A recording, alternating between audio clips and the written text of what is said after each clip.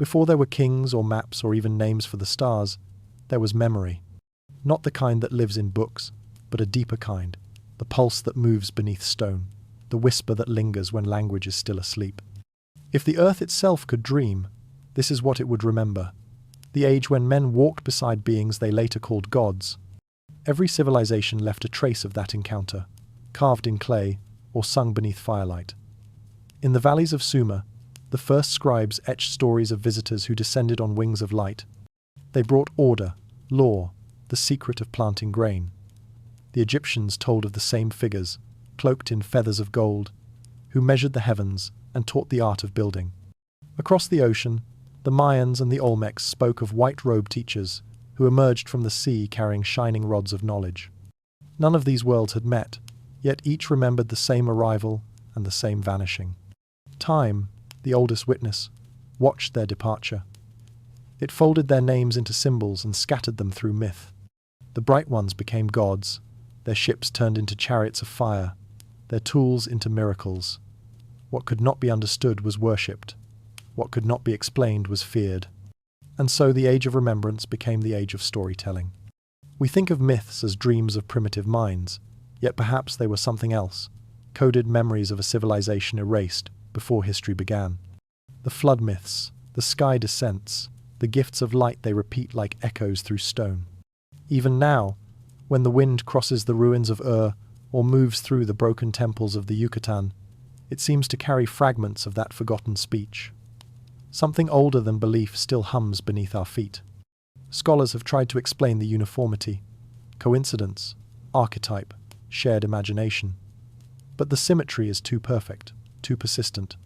The same celestial teachers, the same catastrophic endings, the same promise that they would return. It is as if the world once spoke one language, and then, in a single moment of silence, forgot it. The voice of the narrator slows, almost tender, as though speaking to a child who has just awakened from a long sleep. Once, it says, you knew them. And the listener feels that strange pull of déjà vu, the quiet recognition of a story remembered, not learned. The myths begin to sound less like legends and more like recollections from a dream half-lived.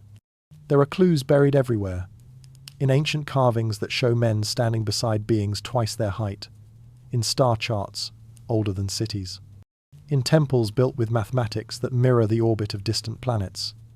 The question is no longer whether such stories are true, but why they persist and who wanted them forgotten. Perhaps the forgetting was not an accident. Perhaps the bright ones departed because the world was not ready to know what they knew. Or perhaps humanity, terrified of its own reflection, turned its teachers into gods so it would never have to compare itself to them again. Worship became a way to forget responsibility. To kneel is easier than to remember. The music within the words softens. The narration reminds us that every era invents its own gods, yet the oldest ones never truly die. They hide in language, in symbols we no longer read. The feathered serpent, the winged disc, the halo remnants of a single story told in 100 tongues, a story about the time before forgetting, when light still spoke to flesh.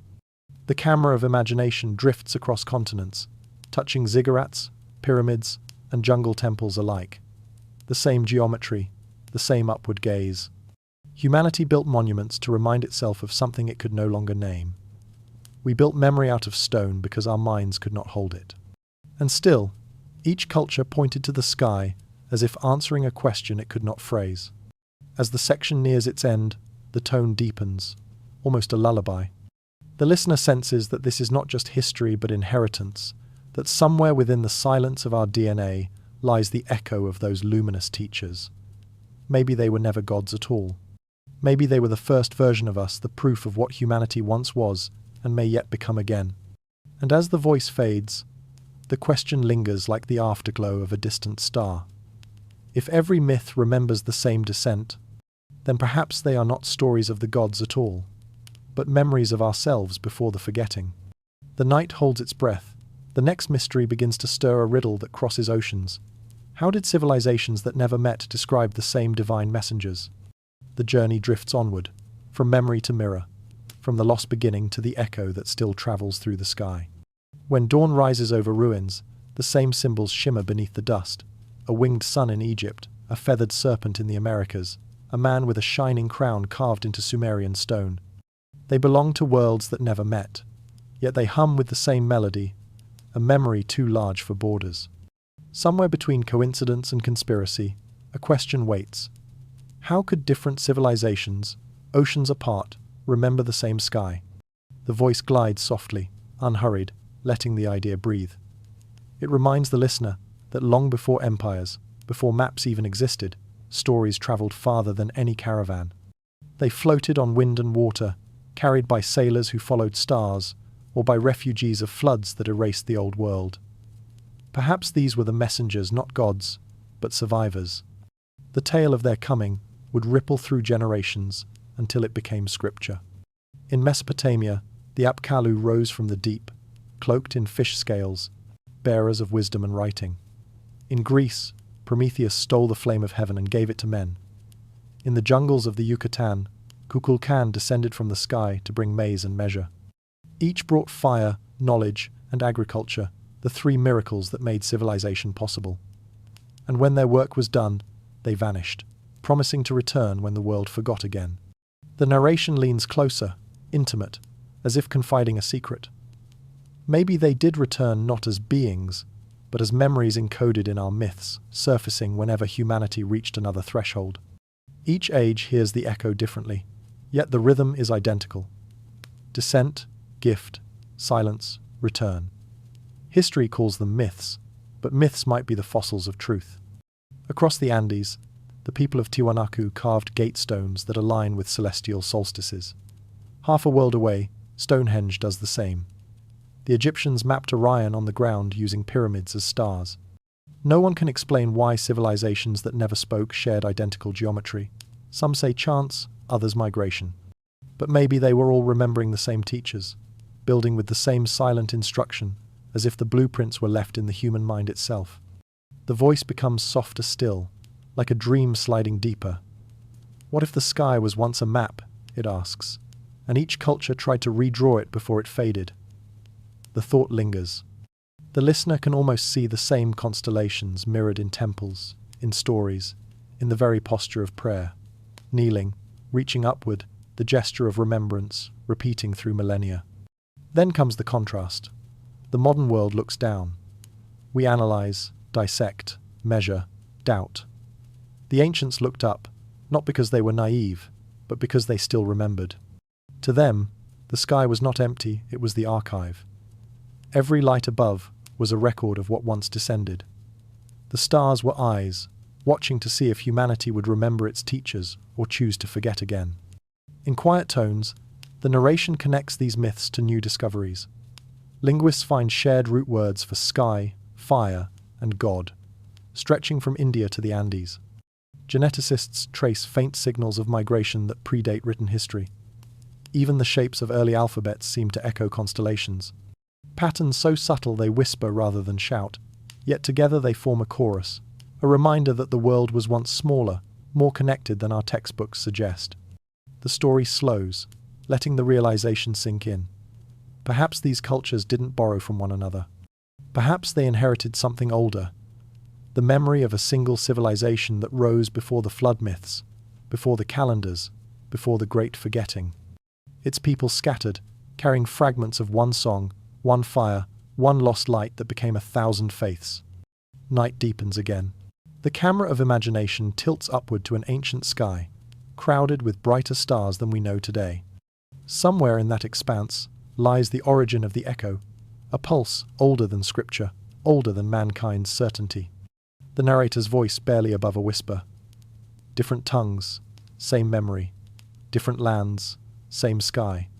What story is so powerful that even the sea could not drown it? The thought drifts like smoke. If every myth points upward, maybe the answer was never hidden, only ignored. The ancients built monuments to remember what the heavens once revealed. We build satellites to find what we've forgotten.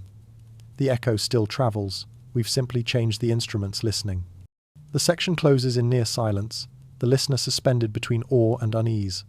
Somewhere, across time, a single melody still crosses the sky, part song, part warning, part promise. And as it fades, the next question takes shape like dawn over ruins. If the stories align in the heavens, could the earth itself hold their proof carved not in myth but in stone that remembers? Long after the echoes faded from the sky, the earth began to speak. Its language was not sound, but weight stones arranged with a precision that mocked time itself. Even now, they rise from jungles, deserts, and mountainsides, refusing to crumble, as though the world remembers more than we do. Baalbek, with its monoliths heavier than ships. Sacsayhuaman, whose stones fit together so perfectly that a single hair cannot slip between them. Pyramids, aligned to the stars as if the builders were mapping heaven on earth. They whisper a question across centuries. Who taught humans to move mountains? The narration drifts slowly, like dust in a beam of sunlight. These were not accidents of faith or labor. Something guided their design, a symmetry that reflects both celestial and biological patterns. The same golden ratios found in galaxies and seashells appear in temple walls. These builders did not merely construct, they translated cosmic rhythm into stone. Yet their names, their blueprints, their reasons, all vanished. History calls them primitive, but primitive minds do not carve gods into granite with surgical accuracy. It is as if humanity woke one morning to find cathedrals already standing, their architects gone, their language erased. The tools we find are wrong for the precision they achieved. The marks on the stone tell of vibration, not chisels. The angles hold secrets of magnetism and sound. What we see as ruins might be something else, remnants of machines, or instruments tuned to the frequencies of the earth itself. The calm voice continues, not to argue, but to wonder. If these were truly the works of ordinary men, it says, why does every myth insist that gods helped them? Perhaps the answer lies not in disbelief, but in memory. Maybe the builders were human, just not like us. The last inheritors of knowledge from a forgotten age, repeating what they were once shown before the flood of amnesia swept across the world. At Baalbek, one stone weighs more than 100 modern cranes could lift. In Peru, a fortress wall bends around the mountainside as if poured from liquid rock. In Egypt, the Great Pyramid's base aligns with the cardinal directions to a precision within minutes of arc. We could replicate it now, but only with machines, lasers, and mathematics rediscovered thousands of years later. The ancients had none of these, yet they built as if they remembered the stars from which their teachers came.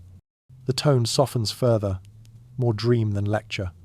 Imagine the world before forgetting, when the stones still hummed with resonance, when every temple was a tuning fork, when standing inside meant hearing the heartbeat of the planet. The ancients may not have built for worship, but for communication between earth and sky, matter and memory. Each monument, a syllable in a language that time could not erase. And still, the pattern persists. Every culture placed its sacred sites on energy lines, beneath the same constellations. The alignment was deliberate, mathematical, devotional, yet its meaning has slipped beyond our reach. Modern eyes see architecture, ancient minds saw remembrance. They built to speak with the silence that made them. As twilight falls in the narration, the voice lowers, almost reverent. The stones endure because they cannot lie. Their weight anchors truth that words could not protect. When kingdoms burned and languages died, they stood watch. They outlasted gods, priests, and empires. If myth was memory disguised as story, then these monuments are memory disguised as earth. Proof that somewhere, long before history began, someone remembered too much and tried to leave a message for the next awakening. The wind passes through the ruins. The voice fades with it. If these stones were built by men, it murmurs, why does history insist on calling them divine? The question hangs like a tolling bell. The answer lies ahead in the names of those who dared to become the very gods they once served. The stones had not yet cooled when men began to imitate the hands that shaped them. The memory of those luminous teachers lingered not as faces, but as symbols of power. And so began the great masquerade, mortals dressing themselves in the aura of gods. In every corner of the ancient world, a pattern unfolded. Kings, no longer ruled by strength or wisdom alone, they claimed descent from the heavens. To command the earth, one had to speak with the voice of the sky. In Sumer, rulers declared themselves chosen by Anu, the god of the firmament. In Egypt, pharaohs became living Horus, their flesh wrapped in the sunlight of Ra. The Inca called themselves children of Inti, their royal blood a mirror of the sun. Across India, the idea of avatar was born, the belief that divinity could wear human form. Different languages, same longing. It was not enough to remember the gods. Humanity wanted to become them. The voice moves gently, neither accusing nor praising. It describes this shift not as arrogance, but as nostalgia. Once, men walked beside beings who carried light. When those beings vanished, kings tried to keep the light alive. But imitation is never innocence. To claim divine right is to separate oneself from the rest of humankind. Power began to mimic holiness. Crowns became halos of metal, thrones became mountains, and laws were carved in the language of eternity. Every command carried the weight of heaven, even when born from human ambition. The narrative pauses a calm breath before revealing the contrast. What began as remembrance soon became control. To question a king was to question the gods themselves. The priests stood between heaven and earth, translators of mystery into obedience. Yet their rituals, their incense, their offerings, all of it echoed the same ancient gestures that had once welcomed the luminous teachers. The memory of light had turned into theatre. In Babylon, statues were dressed and fed as living beings. In Egypt, the king's heartbeat was aligned with celestial clocks. The coronation became a reenactment of creation itself, the renewal of divine order. Each ritual whispered the same secret. Rule is justified only when the ruler resembles the god. But resemblance is not reality. Somewhere between the stars and the crown, the message blurred. The narration softens further, almost wistful. They wanted to remember, it says, but memory in the wrong hands becomes myth, turned weapon. The divine titles multiplied. Son of Heaven, Lord of Light, Living Sunday. The higher the name, the heavier the silence beneath it. Power learned to speak in riddles so it could never be questioned. What was once sacred knowledge became sacred hierarchy. And yet, even in imitation, something true remained. Within the ceremonies, within the golden masks and sacred bloodlines, there was a faint echo of the original awe. The longing to reconnect, to bridge the distance between man and the vanished gods, pulsed beneath every crown. Perhaps it was not pride that drove them, but grief. Humanity was mourning the loss of its teachers. In that mourning, kings built monuments to themselves, hoping to resurrect the feeling of being chosen. From palaces to pyramids, the pattern grew. Each empire retold the same myth with new faces. The rulers became both actors and authors, performing divinity until they believed it. They built their cities as reflections of the cosmos, their laws as extensions of divine order, but in mimicking creation, they forgot its purpose. The voice lowers, almost sorrowful. When man pretends to be the gods, he forgets why the gods came. The section begins to close, the tone turning meditative. The imitation spread like light through stained glass, fractured but beautiful. Every dynasty inherited both faith and deceit, a shimmering blend of memory and ambition. By claiming to speak for heaven, they silenced the very truth they were meant to preserve. Yet beneath the marble and gold, the same question persisted. If men could imitate gods so perfectly, what separated them anymore? The last lines flow like the dusk after ceremony. The camera of imagination moves through ancient halls, past torches, past statues, until the faces of kings fade into myth. Their voices echo in the dust, repeating their divine names, as if afraid of silence. And in that silence, the narrator whispers. Perhaps the first sin of humanity was not disobedience, but imitation. The moment we forgot the difference between remembering light and trying to become it. The sound of the torch fades. The world grows quiet again. Yet beyond the palace walls, new heroes are being born. Not rulers, but mortals who will carry divinity within their stories. They will not claim the sky through crowns, but through courage. And through them, myth will learn to breathe again. When the crowns grew heavy and the temples fell silent, a new figure began to rise from the dust. Not a god, nor a king, but something in between. He was human, yet his footsteps echoed beyond mortality. His story was not carved in stone by priests, but whispered by poets, remembered by fireside and song. Thus was born the immortal hero, the bridge between heaven and earth. The voice is low, steady, as if tracing the shape of memory itself. Every civilization gave him a different face. In Sumer, he was Gilgamesh, half divine, half mortal, searching for the secret of eternal life. In Greece, Achilles, son of a goddess, doomed to glory that burns too bright. In India, Arjuna, torn between duty and compassion on a battlefield that mirrors the human soul. The names change, but the essence remains, a mortal touched by divinity, struggling to bear its weight. The narration moves like a tide, calm, reflective, yet charged with quiet tension. The hero's gift is also his curse. He remembers too much. He senses the forgotten bond between men and gods, yet cannot return to it. In every story, the hero begins where the kings ended, disillusioned by power, longing for something purer than command. His journey is not conquest, but reconciliation, a pilgrimage into the silence left by the vanished teachers. Through Gilgamesh, we hear the echo of humanity's first grief, the realization that even strength cannot defy time. He builds walls to protect his city, but cannot build one around his soul. Through Achilles, we see the fire of pride and the tragedy of perfection, a man too great to live long, too human to be divine. Through Arjuna, we hear the trembling of conscience, the weight of choice. Each hero carries within him a question. What does it mean to be half remembered by heaven? The narrator lingers on that question, voice soft as twilight. These myths were not written to entertain, they were mirrors. The ancient world watched itself through the hero, testing the limits of mortality. The hero bleeds, doubts, suffers, yet within him glows the faint light of what humanity once was. His pain is sacred because it reveals the fracture between what we are and what we remember being. Every culture built its heroes differently, but all met the same fate. The gods they served turned silent, and the world forgot them. But forgetting does not erase, it only buries. The heroes became constellations, saints, echoes. Their stories crossed time like messages sealed in dreams, and each generation, without knowing why, dreamed them again.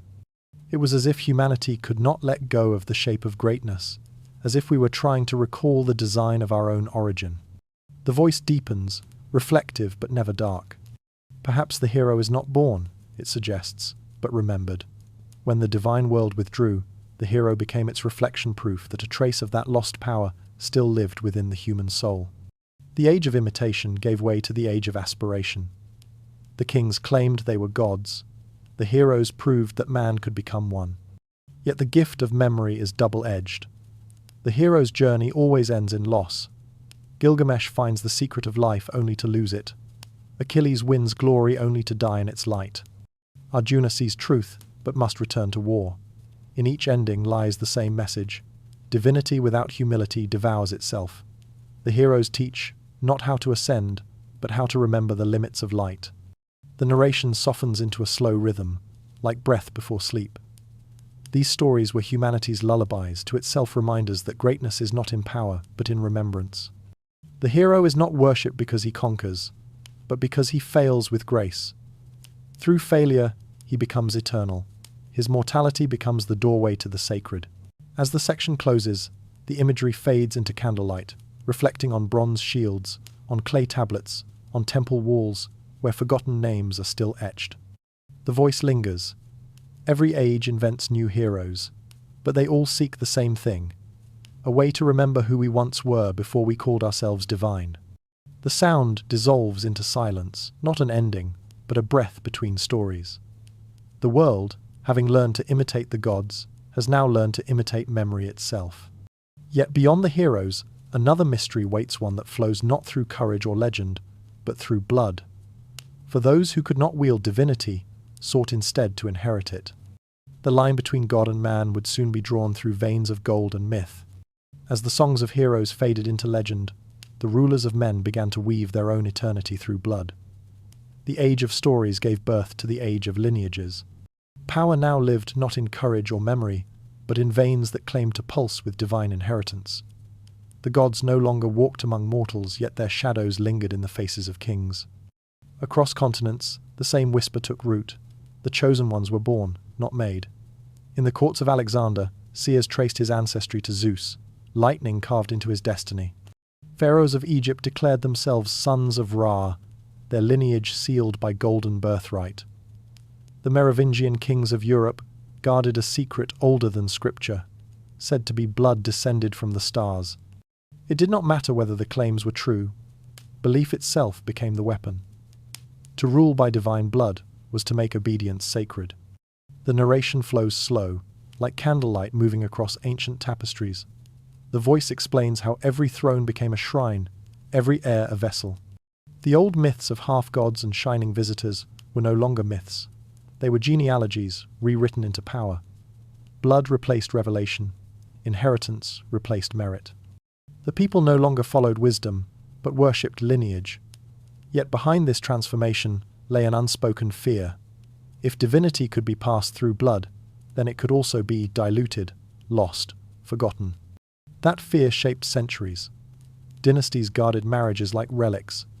Entire wars were fought to preserve purity that no one could prove. The church anointed rulers as chosen, yet quietly feared what might happen if the claim were real. What if divine essence, whatever it was, could survive in mortal flesh? What if the old gods had never vanished, only dispersed into humanity drop by drop, waiting for recognition? The narrator lowers his voice, the tone turning secretive. Perhaps royal bloodlines were more than politics, he says. Perhaps they were echoes of an ancient experiment, an attempt to preserve memory through the body. The thought drifts like incense. Imagine knowledge written not on stone, but on cells. Imagine light itself inherited, carried across generations like a hidden spark. Science has no name for it, yet myth remembers. From Sumer to Scotland, from the Nile to the Himalayas, the story repeats.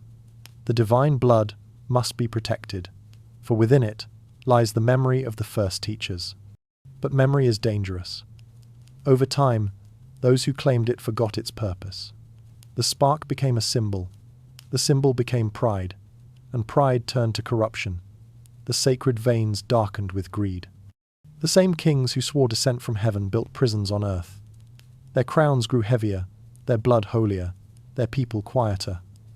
The myth that once united heaven and man now divided them completely. Still, beneath the ceremonies and coronations, something older whispered on. It survived in symbols the serpent entwined, the chalice, the rose. Each hinted at an unbroken thread of inheritance, a promise that the divine spark would someday awaken again. Not in kings or conquerors, but in ordinary hearts. The light of origin would remember itself. The music of the narration fades to near silence. The voice ends with a thought barely above a whisper. What if royal blood was never about rule, but about memory, the attempt to keep alive what the world had already forgotten? The question lingers, faint as heartbeat against stone. If blood could carry the echo of the gods, then temples were not the only places of worship. The body itself became sacred ground. And as the last image fades, of thrones dissolving into dust and crowns dimming under time's quiet weight, the story turns toward those who guarded divinity differently. Not through lineage or empire, but through ritual. The keepers of light who built sanctuaries not of gold, but of geometry. The next chapter begins in the hushed glow of sacred architecture, the temples of forgotten light. When blood grew too fragile to hold memory, humanity turned again to stone. The builders of the ancient world no longer claimed to be gods. They sought instead to remember them through design. What kings guarded in veins, the architects carved into earth. Every temple became a page, every wall a verse in the silent scripture of eternity. The narrator's voice drifts like wind through pillars, gentle yet charged with awe. The journey begins in the dawn light over Egypt, where the pyramids rise not as tombs but as instruments. Their sides capture the sun, their shadows measure the seasons. Beneath their geometry lies something older than religion, an understanding of resonance, of how shape and sound could summon harmony between heaven and earth. Each angle was an offering to alignment. Each chamber, a breath held for the gods who had once walked among men. Across the sands of Cambodia, Angkor Wat stretches like a mirror to the sky. Its towers are arranged to match the constellation Draco, its stones timed to catch solstice dawn. The voice lingers on this detail, letting the pattern sink in. These temples were not built for worship, but for memory. They were the first machines of remembrance, cosmic calendars disguised as sanctuaries. Every step echoed the movement of the heavens. Every threshold marked the transition from the mortal to the divine.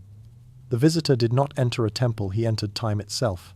Further still, the narration glides across Anatolia to the buried stones of Göbekli Tepe, 12,000 years old and older, still in purpose. The carved animals and looping circles speak of a knowledge no one expected of hunter-gatherers. Here, before agriculture, before the written word, humans shaped sanctuaries aligned to the stars. The stones remember constellations long shifted. They remember a sky that modern astronomy can only reconstruct. How could people without cities carve the cosmos into pillars? Unless, the voice suggests softly, they were remembering something they once saw a pattern taught before forgetting began. Each temple, from east to west, repeats the same rhythm. A central axis toward the heavens, a reflection of the stars below. A geometry that vibrates with sacred proportion, the golden ratio, the heartbeat of galaxies. The ancients built not as artisans, but as translators. Their work was a bridge between material and eternal, between sound and light. The architecture itself was a form of prayer, though no words were spoken. It was the mathematics of devotion. The tone deepens, wrapping the listener in mystery. What if these structures were not built to reach the gods, the narrator asks, but to bring the world back into tune with them? The question settles like dusk.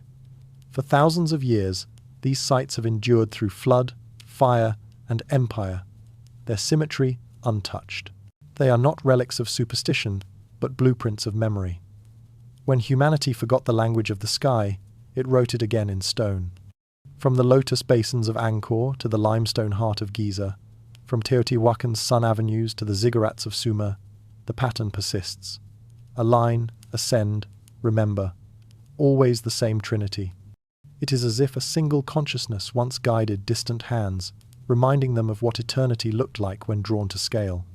Even now, when modern minds attempt to measure these works, something escapes calculation.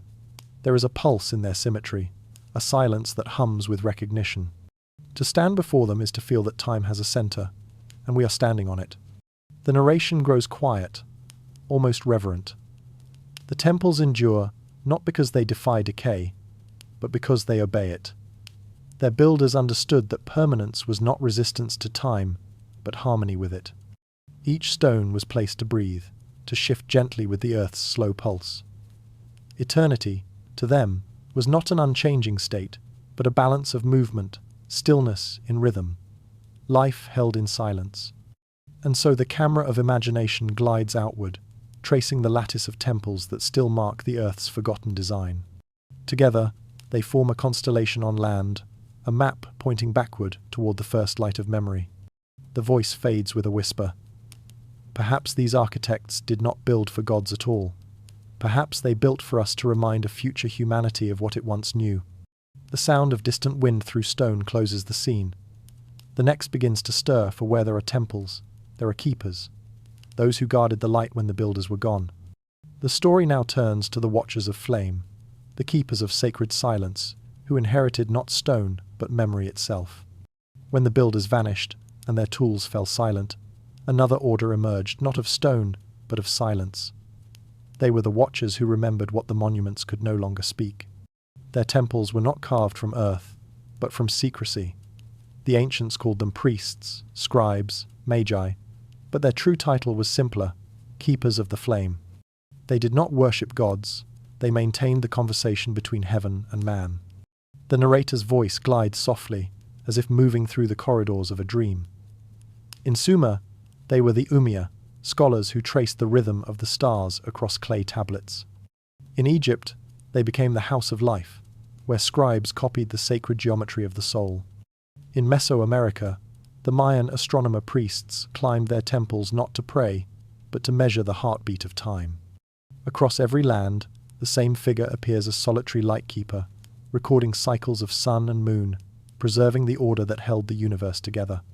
They believed knowledge was not owned but tended, like a living fire. To pass it on carelessly was to let it burn uncontrolled. To hoard it was to let it die. So they created layers of initiation, outer teachings for the many, inner truths for the few. The hieroglyph, the mantra, the symbol, each was a veil. Only through patience could one approach the source. In this way, they protected memory from those who would use it as a weapon. The flame was sacred because it could both illuminate and consume. The tone deepens, the voice low and deliberate. They were not worshippers, it says, but translators. The keepers understood that the divine could not be contained in words, only echoed through symbols. Their rituals, the lighting of lamps, the chanting of names, the drawing of circles, were technologies of remembrance.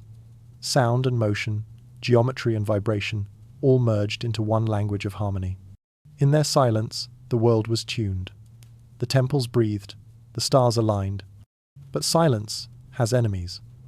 Empires rise on noise. Kings demanded control over mysteries they could not comprehend. Some keepers were absorbed into the courts, their wisdom turned into law. Others fled into deserts, mountains, and monasteries, carrying fragments of the original fire hidden in scrolls and memory.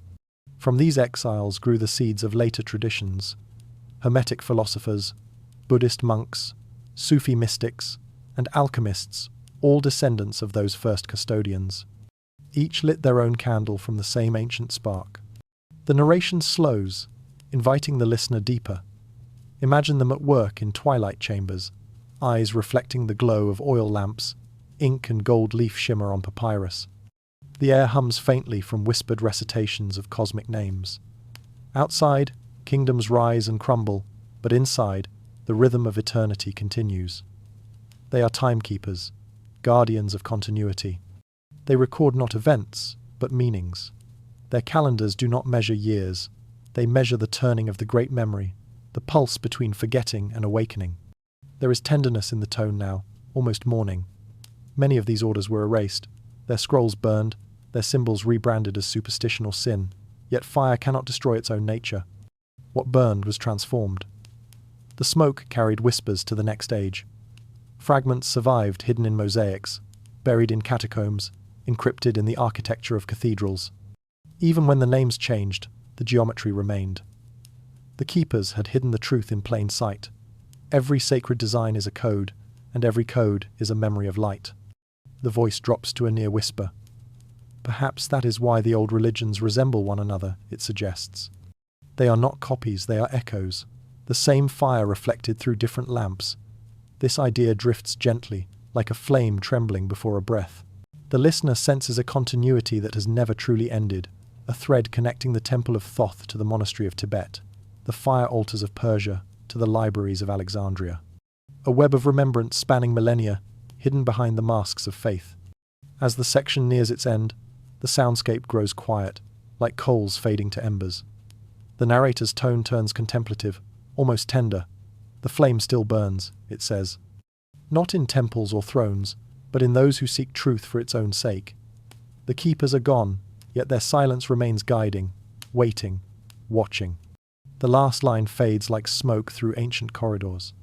But every flame, the voice murmurs, casts a shadow. And in those shadows dwell the stories of rebellion, of those who dared to bring the forbidden fire into the hands of all. The next chapter begins, where secrecy ends with the rebellion of light. Every flame eventually reaches the hands it was never meant to.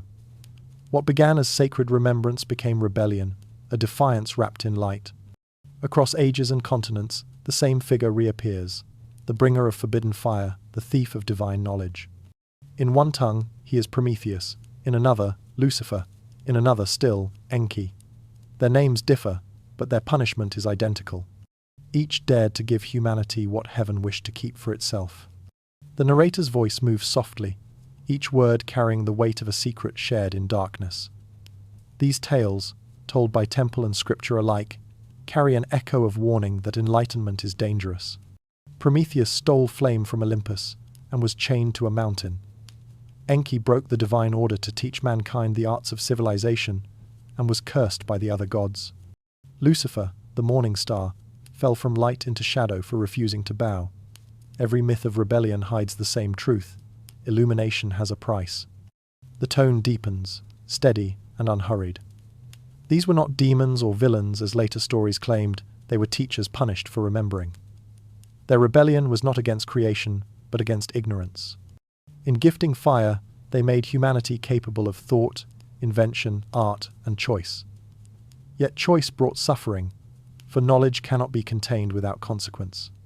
The gods feared what men might become once they understood their own potential. And so, the bringers of light were exiled, their names rewritten as warnings to those who would follow. The voice turns almost tender, sorrowful but resolute. Every civilization needs its rebel, it says. Someone willing to reach into darkness and return with light. It was rebellion that ignited progress, that drove humanity from caves to stars. But each gift left a scar. Fire burns, wisdom divides. The same knowledge that builds also destroys. It is a paradox older than language itself. To know is to lose innocence, and yet without knowledge there can be no freedom. The narrator lingers in that stillness. You can almost hear the crackle of a distant flame, as if Prometheus still burns somewhere beyond the mountains of memory. The world owes its warmth to those who suffered for its awakening. The rebellion of light was never a single event, it was a rhythm, repeating across centuries. Every scientist persecuted, every philosopher silenced, every mystic cast out, all carried the same spark, the same dangerous curiosity. And yet, even in punishment, light multiplies. The torch passed from one fallen hand to another. From the fire of myth to the libraries of Alexandria, from heretical scrolls to the laboratories of alchemists, the chain of illumination never broke completely. It dimmed, flickered, hid behind symbols, but always endured. Humanity's progress was never granted, it was smuggled. Every step forward was an act of quiet defiance. The narration slows, letting the idea settle like ash. Perhaps the so-called rebels were not fighting against the divine but fulfilling its purpose. For what is light if not meant to be shared? What is creation if not an invitation to remember? The rebellion of light may have been the oldest form of love, the refusal to let wisdom die with its keepers. As the section closes, the voice softens to a whisper. Every candle begins as theft, it says. Every sunrise was once forbidden. The sound of wind returns, moving through the ruins of burned temples and broken libraries. The smoke that once silenced knowledge now curls upward like prayer. Light and darkness merge into one slow breath, the eternal rhythm of loss and rediscovery. And somewhere beyond the horizon, the ashes begin to glow again, faint but alive. For every rebellion births remembrance, and every remembrance, in time, becomes legend. The next chapter begins in that aftermath, where light was punished and silence was made sacred. The Great Erasure awaits. Fire is older than language, and yet it remains the final word of every empire. When rulers cannot erase an idea, they burn it. When they cannot silence memory, they drown it in smoke. The history of knowledge is the history of its destruction, a story written in ash. The voice begins in a whisper, the kind that feels like the memory of flame. It recalls Alexandria, the city of light. Within its marble halls, scrolls recorded the secrets of medicine, astronomy, and the gods themselves. Scholars traveled from every land to study there, believing that learning could unite the world. And then, in a single night, centuries of thought were devoured by fire. The sky glowed like dawn, but it was the color of ending. The crackle of papyrus became the sound of civilizations forgetting themselves. The narrator pauses, letting the silence ache. Alexandria was not the only loss, only the most visible. In China, the first emperor ordered the burning of books to bind the minds of men. In the Americas, conquistadors burned Mayan codices, so the people would forget their gods. In every age, when the light grew too bright, power answered with flame. The burning of libraries is never about ignorance. It is about control. What cannot be ruled must be destroyed. The voice deepens, slow and steady, like smoke curling upward. They thought they were erasing words. It says, but what they destroyed were mirrors. Each library was a reflection of what humanity could remember about itself. To burn it was to blind the species, to shatter the continuity of thought. The mind of civilization fractured. Every time knowledge was lost, superstition grew stronger, and the world slipped further into shadow. Yet not all flames are destructive. The narrator draws a soft contrast, a flicker of light in the ruin. When the scrolls of Alexandria burned, fragments survived, carried in the memories of those who had read them. Ideas, once learned, could not be unlearned. Students became wanderers, carrying embers of knowledge to Athens, to Baghdad, to the monasteries of Ireland. In the dark, they rewrote what they could remember. And so, through the smallest acts of remembrance, the fire of forgetting was quietly defied. But the scars remained. The loss of Alexandria was not just the loss of text, it was the loss of trust. Humanity began to fear its own curiosity. Knowledge became dangerous. Possession became sin. The voice slows, almost mournful. After the flames, people learned to whisper what they once declared aloud. The Great Erasure had begun not only in archives, but in minds. People forgot that wisdom was their inheritance. They began to kneel again, not before gods, but before ignorance reborn in holy robes. The camera of imagination moves through centuries of smoke. The Mayan libraries turn to cinders beneath conquistadors' boots. The Library of Nalanda in India, once home to thousands of scrolls, burns for months, its ashes mixing with monsoon rain. In each scene, the same sound repeats, the sigh of parchment turning to dust, the silence after. Yet within that silence, a question remains. If knowledge dies so easily, why does humanity keep rebuilding it? The narrator answers gently, like a hand resting on an old book's cover. Because memory is stronger than fire. The written word can burn, but the idea behind it is immortal. Somewhere, always, someone remembers. A monk copying by candlelight. A traveller reciting forbidden verses from memory. A mother telling her child a myth the priests forbid her to speak. The world forgets loudly. It remembers in whispers. The voice grows softer, almost reverent. They didn't just burn libraries, it says. They tried to burn memory itself. But memory does not live on shelves. It hides in the folds of the human mind, waiting for the moment when curiosity becomes rebellion again. The Great Erasure, then, was never complete, only delayed. The ashes of one age became the soil of another. And as the last cinders cool, the tone lifts faintly, a glimmer in the dark. From the ruins of lost knowledge, new myths begin to rise. Myths built by those who would reshape memory to serve their own will.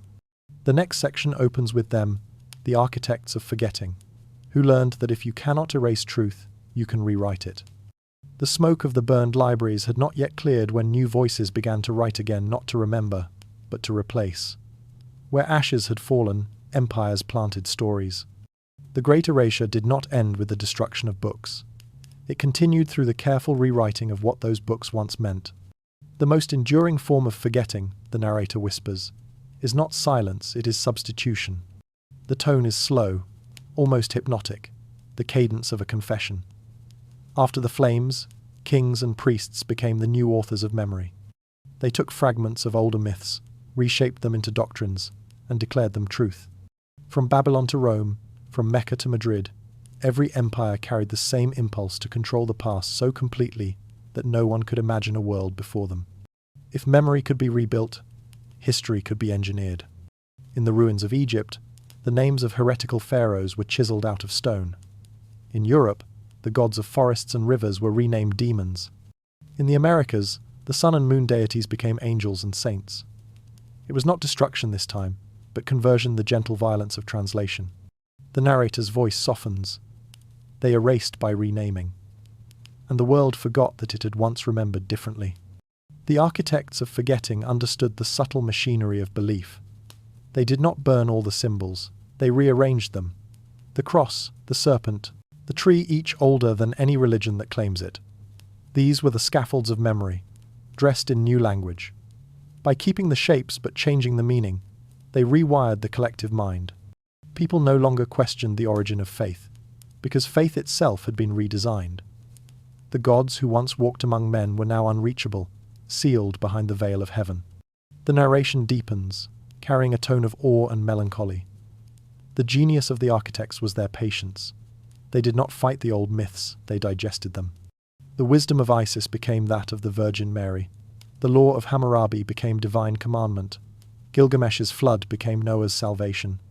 Ancient truths, domesticated and declawed, now served the empires that inherited them. The result was not ignorance, but obedience. Humanity learned to believe without remembering. And still, within the folds of this new memory, small anomalies survived, cracks in the architecture of forgetting, hidden manuscripts, unorthodox sects, forbidden books that refused to die. Each one a faint pulse of resistance. The narrator lingers on this image, embers glowing beneath marble floors. The architects had built walls of faith and law, but beneath them, the old fire still breathed. Memory, after all, is not linear. It leaks through stone. It waits in silence. The voice grows softer, reflective. History, it says, is not written by victors. It is rewritten by survivors. Every rewriting leaves fingerprints. The lost symbols of the old world appear in cathedrals and crests, in royal seals and sacred art. The halo, the flame, the wing each carries the DNA of forgotten civilizations. The architects of forgetting could reshape stories, but not erase instinct. Humanity still built toward the sky, still carved its gods in human form, still sought the light it was told to fear. As centuries passed, the rewriting became complete. The empires that once burned knowledge now preached its imitation. Sacred texts declared themselves the beginning and the end. Curiosity became heresy. Doubt became sin. And yet, deep beneath monasteries and deserts, the true archives of the world slept on scrolls sealed in jars, symbols hidden in tombs. Those who found them were often silenced, but the pattern never stopped. Each age of control birthed an age of rediscovery. The voice lowers to a near whisper. The architects built for eternity, it says, but eternity cannot be edited. In the end, the very structure of forgetting became its own undoing.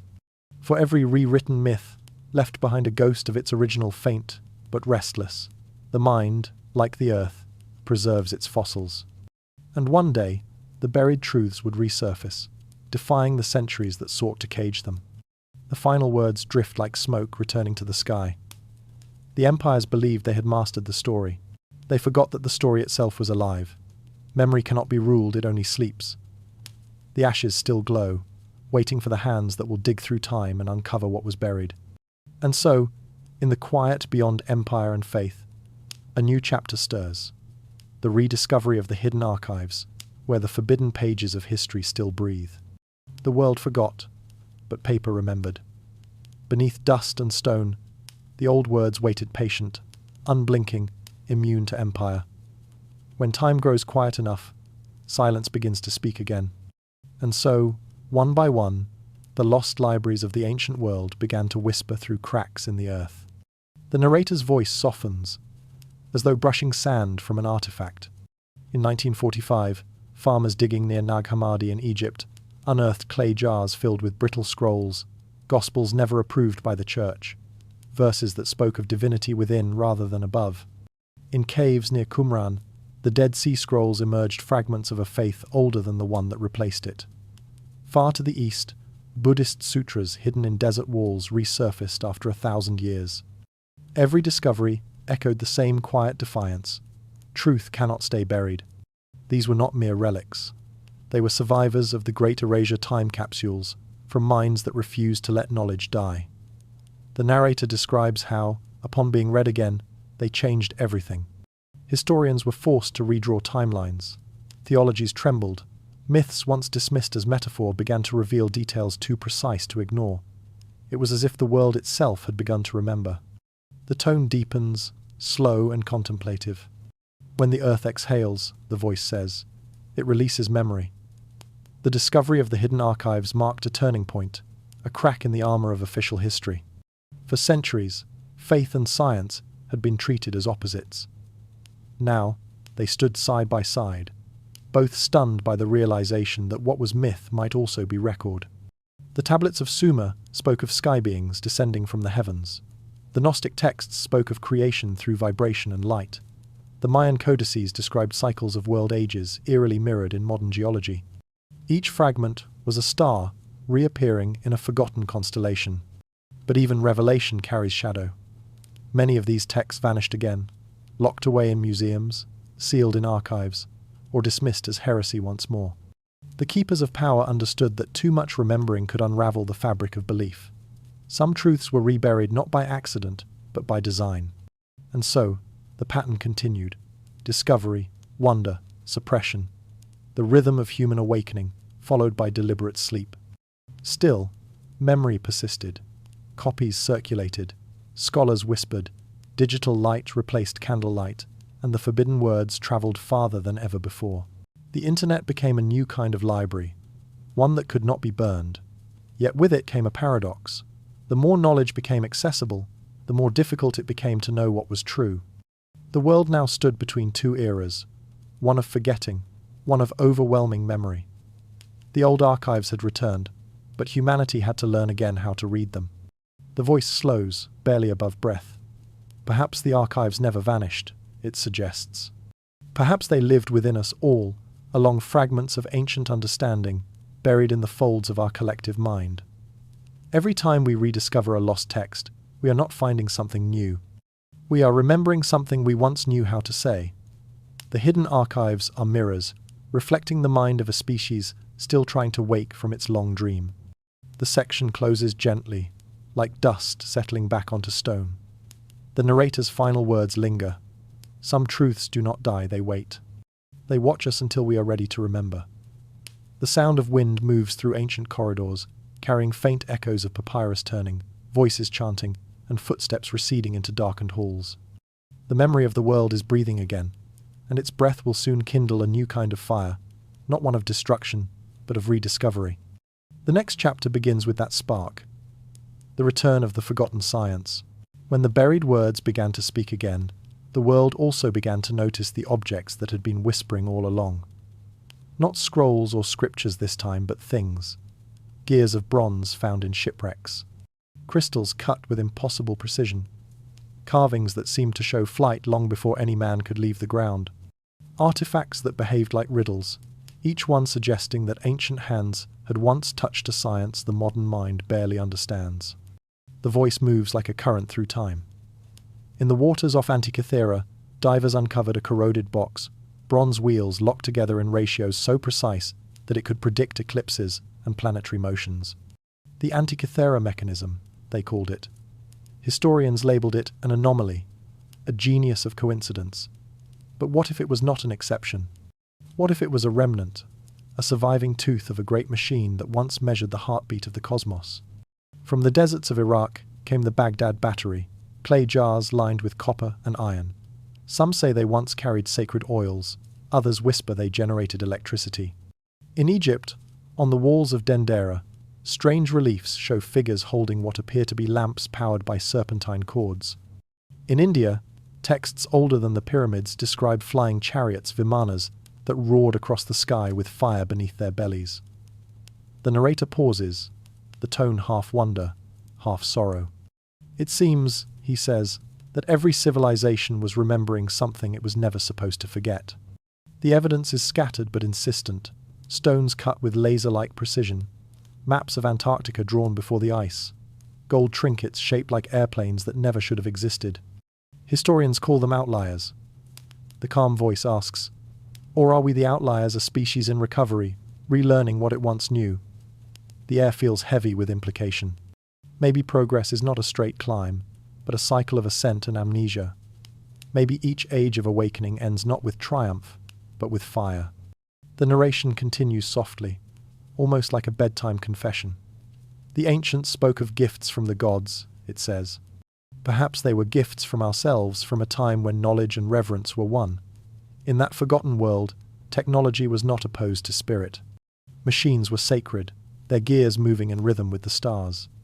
The builders of that age did not create to conquer nature, but to harmonize with it. Each invention was a prayer in motion, every device a reflection of the cosmic order. Yet every fire, once again, became dangerous. The same tools that could heal could also destroy. The myths of Atlantis, of Babel, of the tower that reached the heavens, all tell the same story. An age of brilliance undone by pride. Humanity rediscovered power before it remembered wisdom. The gods, or perhaps our ancestors, withdrew the knowledge, leaving only fragments behind, just enough to remind, never enough to repeat. The voice lowers to a hush, each word deliberate, resonant. Maybe that is why our discoveries come as accidents, it says. Because the memory returns slowly cautious, testing whether we have learned restraint. The machines of the gods were not simply tools, they were thresholds. To cross them required purity of intent, a harmony between creator and creation. Without that balance, the gift becomes curse. Images form in the listener's mind, hands carving stone as if it were wax, glass lenses polished to perfection before telescopes existed, cities powered by forces now called myth. all of it erased, all of it waiting. The story does not accuse, it wonders. Perhaps those ancient engineers were not visited by gods. Perhaps they were the gods, the last inheritors of a science so refined it appeared divine. When the world fell into chaos, their memory became religion, their equations became prayer. The machine turned into myth, so it could survive. The section closes like the winding of an ancient clock. The narrator's tone softens to a final murmur. The remnants are still here, he says. Not buried in earth, but hidden in plain sight in temples, in legends, in our own inventions. Every spark we call modern has its echo in the forgotten. The hum of distant machinery fades into stillness, like a great engine going quiet after eons of motion. And in that stillness, the next mystery begins to stir, the idea that not only the hands, but the voice of creation once belonged to man. The language of vibration, of sound, of word, the true power behind the machine. The next section will listen for it, deep within the silence. It will be called the language of creation. Before there were machines, there was sound. Long before iron or fire, humanity learned to shape the world with vibration. The ancients believed that every object, every atom, every breath, every thought carried a frequency that could be tuned. To speak in harmony with that hidden rhythm was to speak the language of creation itself. The narrator's voice glides softly, almost like the hum of air before thunder. In temples along the Nile, priests chanted in tones so low that the walls trembled. In India, sages recited mantras said to awaken the breath of the universe. The Mayans built chambers that echoed human voices into standing waves. None of this was mere ritual. Each sound was a tool, an instrument of balance between the seen and unseen. Modern science calls it resonance, the voice says, gentle but deliberate. The ancients called it life. Every structure built by their hands, pyramids, ziggurats, stone circles, was designed not only for alignment with the heavens but for acoustic perfection. They knew that stone remembers vibration better than words remember meaning. A temple was a song you could walk through. Its walls were tuned to frequencies that healed, focused, and opened the mind. When the last chant faded, the vibration lingered like an invisible flame. Across the world, fragments of this lost science appear like notes in a scattered melody. In the Sanskrit hymns, the syllable Om is described as the sound from which the cosmos was born. In the Gospel of John, creation begins with a word. In the beginning was the Word. The Torah calls it the voice over the waters. The Quran calls it be, and it is. Different faiths, one understanding. The world did not appear from silence, but from sound. The narration slows, each phrase careful, reverent. If sound created the universe, it asks, could sound also heal it? Ancient medicine believed so. Tibetan monks used bells and bowls to restore harmony in the body's energy fields. Egyptian healers placed vibrating instruments near the sick. The human body, they taught, is a collection of tones. When one note falls out of key, illness appears. To heal was not to fight disease, but to retune the song. Then comes the contrast. Modern civilization, for all its machines, has forgotten how to listen. We measure sound, but no longer feel it. The ancients built cathedrals that sang. We build walls that absorb. The narrator's tone grows almost mournful. Somewhere between science and silence, we lost the art of speaking with creation. But perhaps not forever. Even now, new research on frequencies and water memory hints that vibration shapes matter. Images of sand forming sacred geometry under sound waves mirror the carvings of forgotten temples. The language of creation is beginning to reappear in laboratories, in meditation halls, in the quiet rediscovery of awe. The voice becomes almost a whisper. What if every word you speak leaves an imprint on the world? It wonders. What if thought itself is a vibration, crafting reality in unseen tones? Suddenly, myth and physics align. The universe is a symphony, every consciousness a note. The gods did not command creation, they sang it. And their song continues through us, carried in heartbeat and breath, in the hum of electricity, in the whisper of wind across ruins. The narration deepens, warm and intimate. The ancients may not have known equations, but they knew relationship the way vibration binds sky to soil, dream to flesh. Each sacred syllable, Each drumbeat beneath temple ceilings was a reminder that existence is not a place but a rhythm. We live within sound, even when we cannot hear it. As the section closes, the soundscape fades to near silence, then to the faint echo of a single tone, neither high nor low, but infinite. If the universe began with a word, the narrator says softly, then perhaps we are all still speaking it, unaware. The thought hangs in the air like a pulse between worlds. The next mystery begins to stir within that pulse, the memory of the creators themselves, the code they left behind, not in stone or sound, but within us. The story now turns inward, into the temple of flesh and memory, the code within us. If the temples were built to hold memory and the chance to awaken it, then the final archive may have never been outside us at all. The greatest monument, the truest library, lies beneath our own skin. Every cell hums with an ancient pattern, every strand of DNA, a thread in the unseen tapestry of creation. The language of the gods, the lost vibration, the blueprint of forgotten ages, perhaps all of it lives within the human body, folded silently into its code. The narrator's voice is slow and reverent, like a whisper carried across time. We have been searching the stars for our origins, it says, while the proof has been circling in our blood. For centuries, myths told of humanity being shaped from clay or light, from the breath of heaven or the dust of fallen stars. Science, in its own way, now repeats those stories. Our atoms come from the hearts of ancient suns. Our chemistry is the same as the earth we walk upon. We are both matter and memory, creation remembering itself. Within the spiral of DNA lies a story older than any language. It holds not only our heredity but the history of adaptation, the quiet evolution of survival and loss. Yet some patterns inside it defy simple logic, fragments of code that seem dormant, unused, waiting. Biologists call them junk DNA. The narrator pauses. But nothing in nature is junk, it says gently.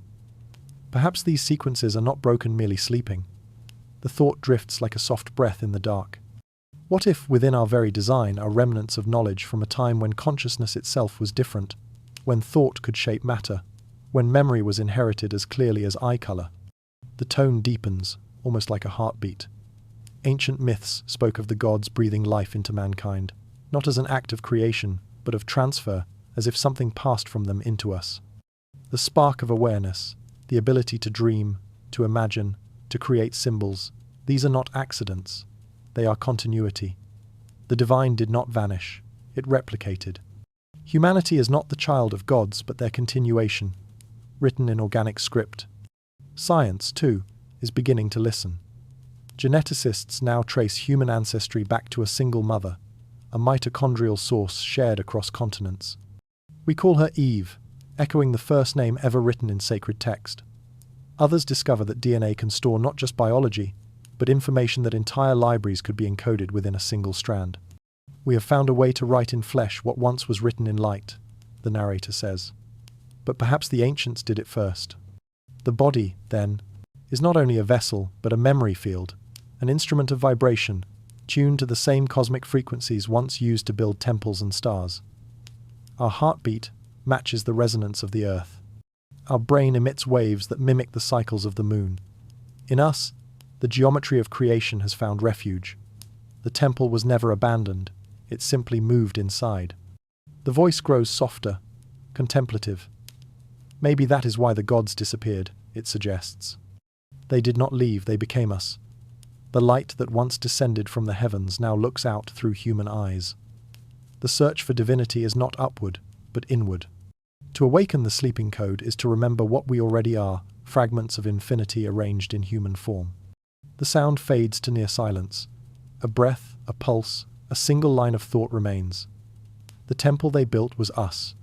The next chapter begins, where this realization leads, the moment when power, faith, and knowledge collided again, not in worship, but in war. The age of remembrance gives way to the age of conflict, the war against memory. When the divine spark moved into man, the world did not awaken, it divided. The light that once united temple and sky now fractured into countless mirrors, each claiming to hold the truth. Where there was once remembrance, there came belief. And belief, the narrator whispers, is how power learned to wear the mask of divinity. The ancient gods had vanished, But their throne did not stay empty. Empires rose to fill the silence.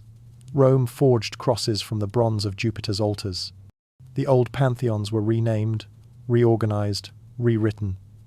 Heaven became hierarchy. The priests of forgotten temples became bishops, their symbols repainted in the colors of conquest. What had once been myth-fluid, poetic, open-hardened into doctrine, the flame that once danced now burned in cages of stone. The voice glides slowly, heavy with calm sorrow. The new gods were not born of light, it says. They were manufactured from memory. The process was subtle, the same names, the same rituals, reshaped to serve empire. The calendar of festivals matched the solstices as before, but now each carried a new name. The sun's rebirth became the birth of a savior. The spring resurrection of nature became the triumph of spirit over flesh. The old language was preserved, but its meanings reversed. Humanity, still longing to remember, was taught to forget through worship. As the centuries turned, the empire's reach spread like shadow over the remnants of the old world. Temples were dismantled to build cathedrals. Pagan songs became hymns. Every road that once led to the stars now led to Rome, to Mecca, to Jerusalem. Cities built on older foundations, each claiming to be the center of divine will. The narrator's tone is patient, not bitter.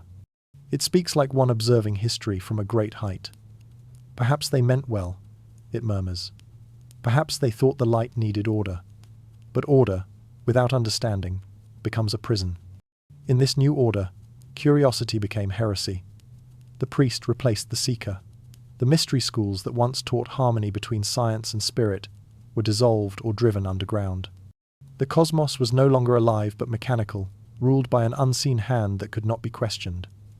The heavens, once filled with teachers, became remote. Humanity no longer conversed with the divine, it petitioned it. The conversation became one-sided, a monologue of prayer echoing through stone.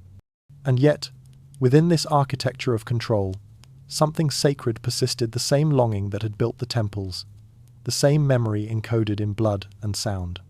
Even the new religions could not extinguish it completely. The light, though trapped, adapted. The saints and angels of the new faiths mirrored the gods and heroes of the old. Beneath new names, the same stories survived. Descent, suffering, death, resurrection. The divine pattern could not be rewritten, only disguised.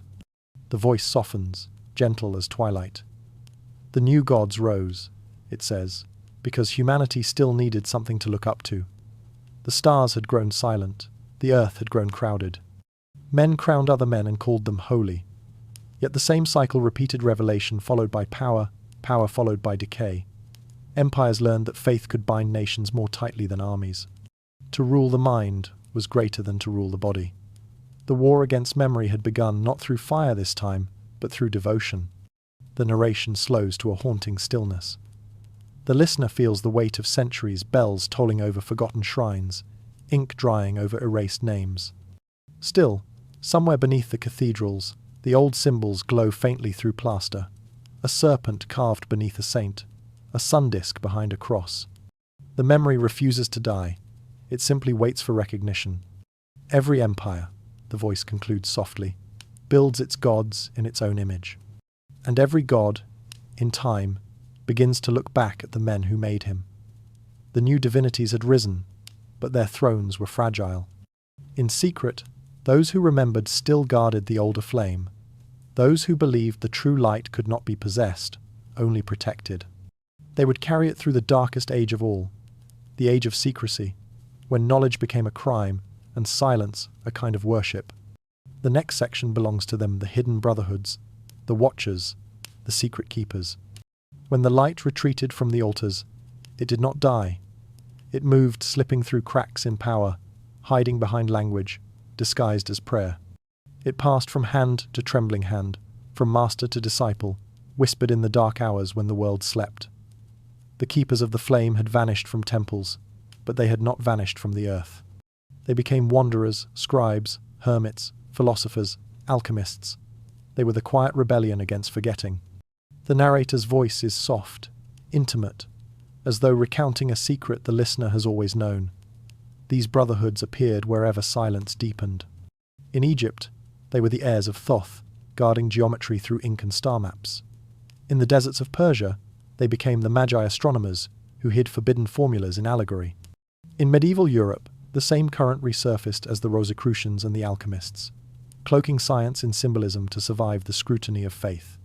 And in the East, the Sufis and Taoists turned remembrance into art, using poetry and paradox to preserve what could no longer be taught. Each tradition spoke in riddles not to confuse, but to protect. Their writings shimmered with double meanings.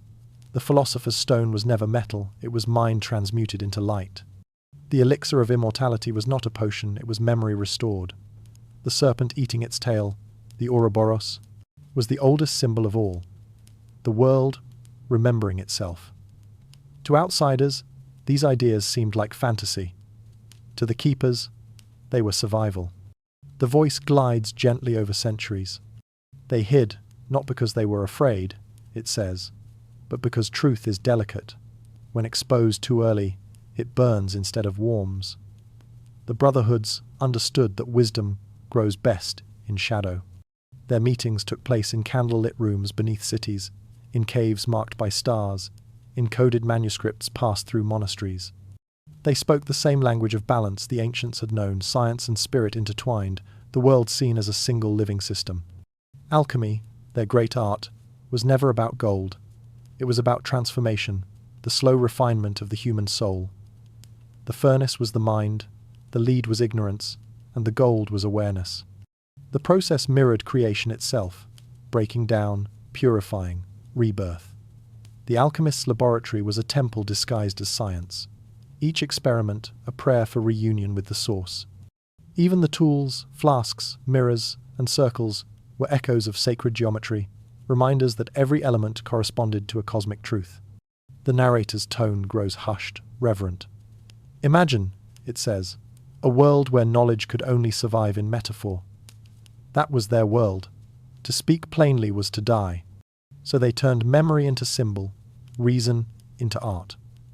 The cathedral builders embedded sacred numbers in their designs, ensuring the geometry of enlightenment would outlive the words forbidden to describe it.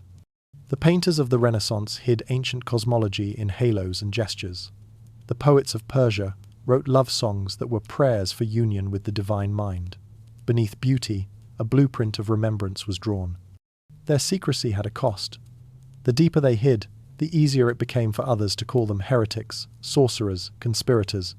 Fire followed them across the centuries, the flames of the Inquisition, the pyres of witch trials.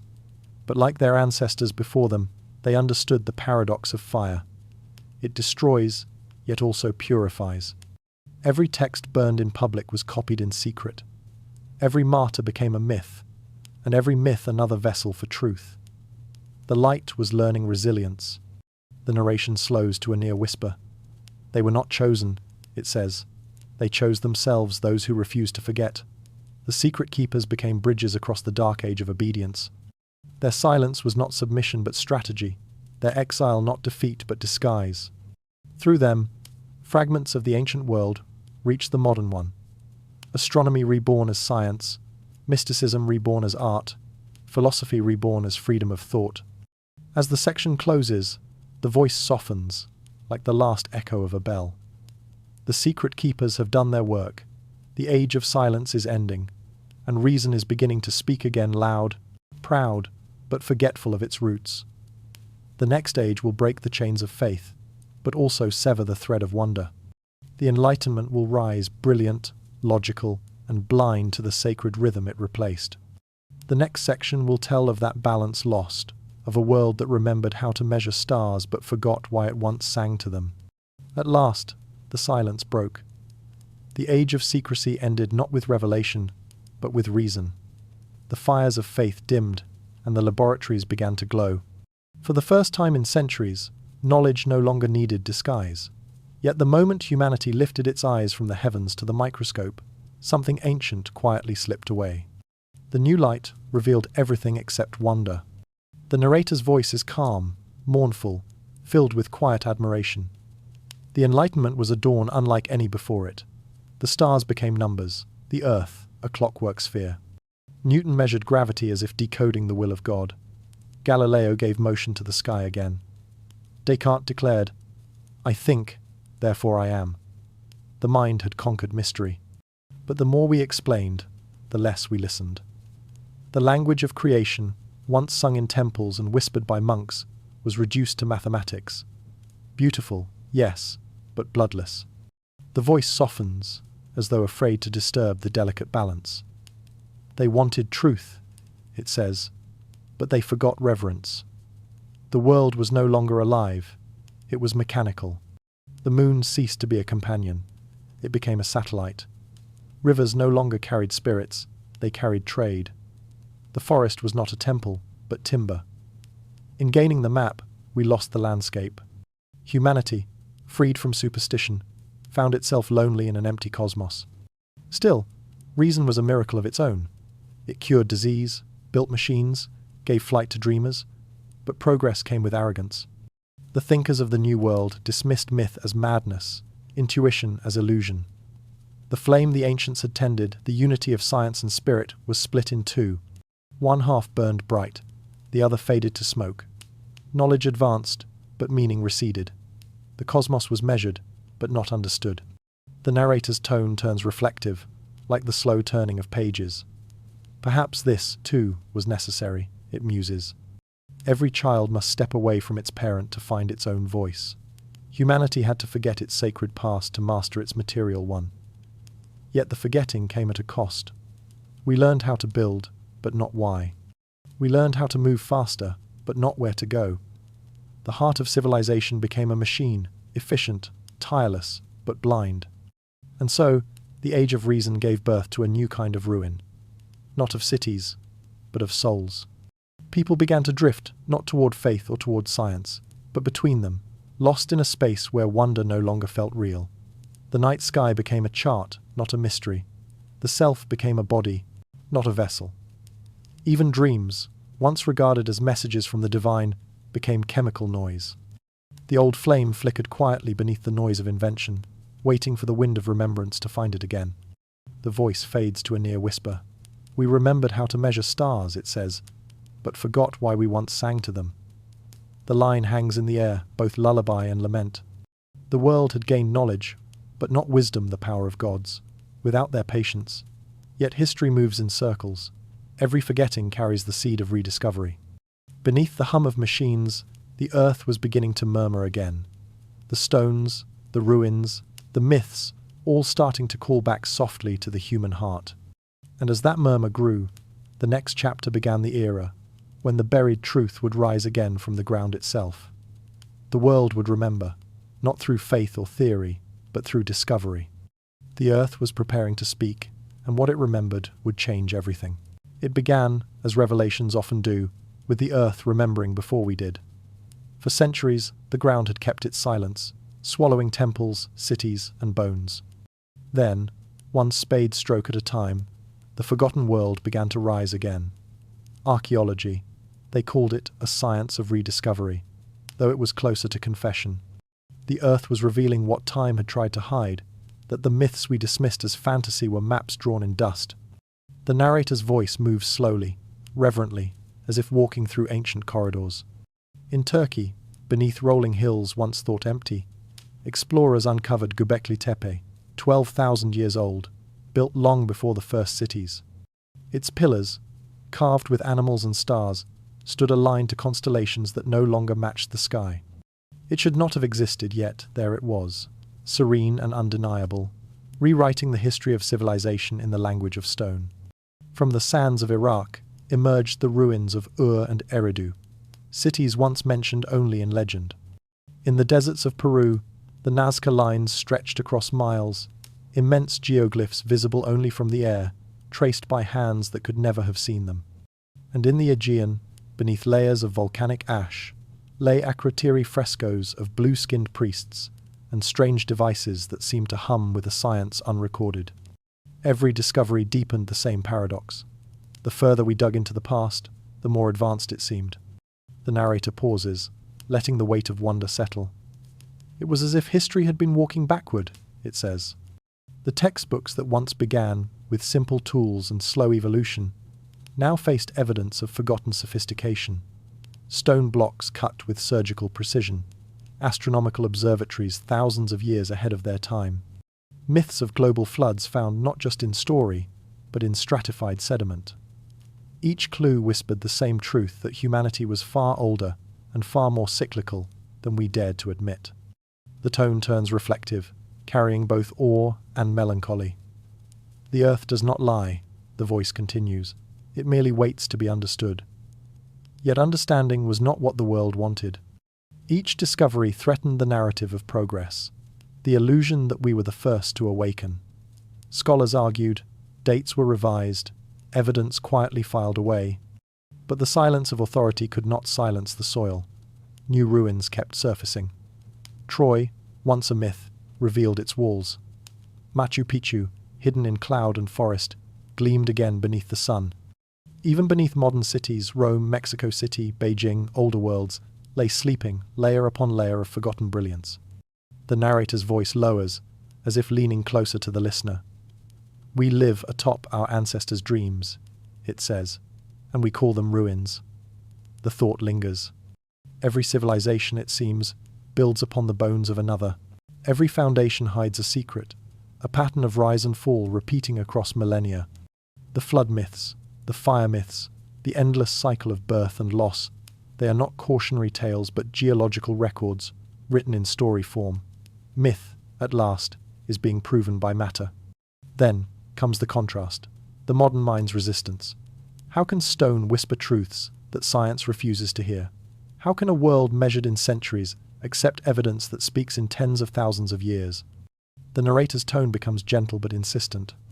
Perhaps the problem is not that we cannot prove it, it says, but that we are afraid to remember. To accept that civilizations have risen and fallen before us is to admit that we are not the peak, but one more turning in a vast wheel. The imagery widens, the viewer sees a globe spinning slowly, continents breathing like living things. The ruins are not just relics, they are memories breaking the surface. Each stone, each glyph, each unearthed tool hums with the same quiet urgency. We were here before you, and we will be here after. The earth, once thought inert, is now revealed as the oldest storyteller of all. The section closes in a hush. The voice slows, meditative and tender. Every time a spade touches soil, it whispers, the past exhales.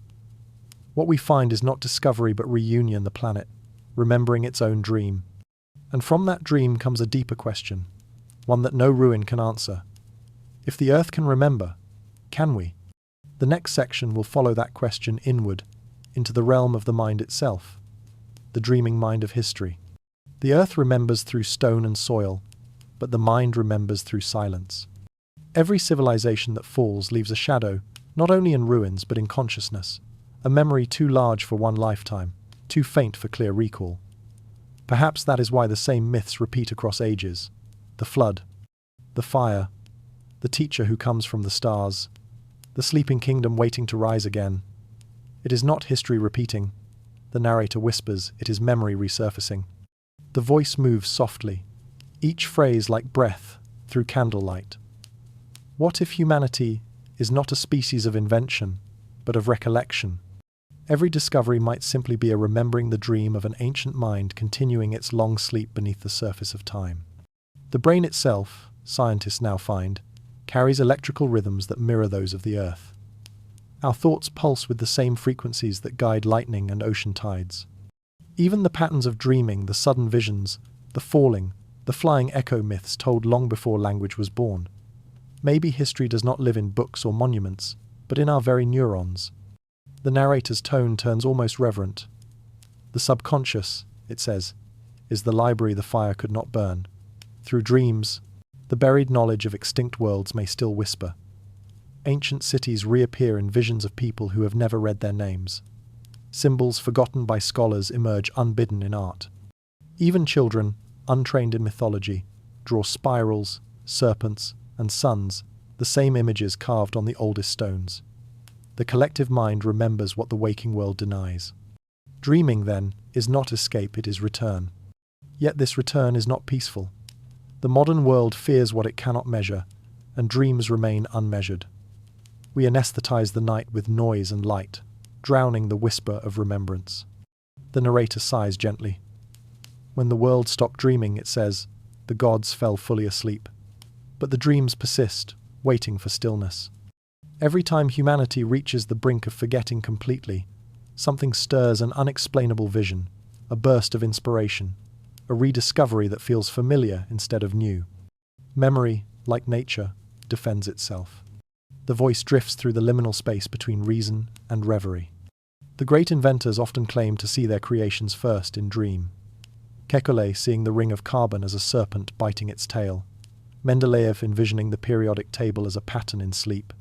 Prophets heard voices not in daylight but in trance. Poets and mystics spoke of the memory before birth. What connects them all is not madness, but the same phenomenon. History remembering through the human mind. The dream, in every age, has been the last surviving language of the forgotten. Then comes the contrast. The tension between modern progress and ancient intuition.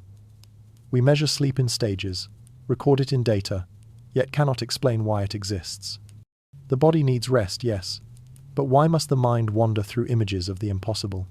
Perhaps, the narrator muses, because reality is incomplete without imagination. The world must dream to stay alive. Just as the earth shifts continents in its sleep, humanity shifts meanings. Dreaming is the tectonic movement of the soul. The tone grows softer, contemplative. When civilizations fall, their people scatter, but their stories remain drifting like pollen through time. We breathe them without knowing. In our art, we rebuild Atlantis, Babylon, Eden. We are not creating, we are recalling. The mind of history dreams through us, shaping each generation into another attempt at remembrance. The flood of progress erases, but the dream of the past rises again like mist from water. The voice lowers to a whisper. Maybe history is not a record, it says. Maybe it is a dream remembering itself through us. The listener feels the idea settle, as though time itself were breathing in rhythm with the human heart. The past is not gone. It is sleeping within our thoughts, waiting for the next age of awakening. As the section closes, the narrator's tone becomes still and tender. Perhaps, it murmurs, we are all fragments of an older consciousness, each life a brief flicker in the long sleep of the world. The music fades like the drift of a dream returning to silence. Yet even silence has memory, and in that quiet pulse lies the next revelation that the dreams of mankind have always pointed upward. For what the earth remembers in stone, the sky remembers in light.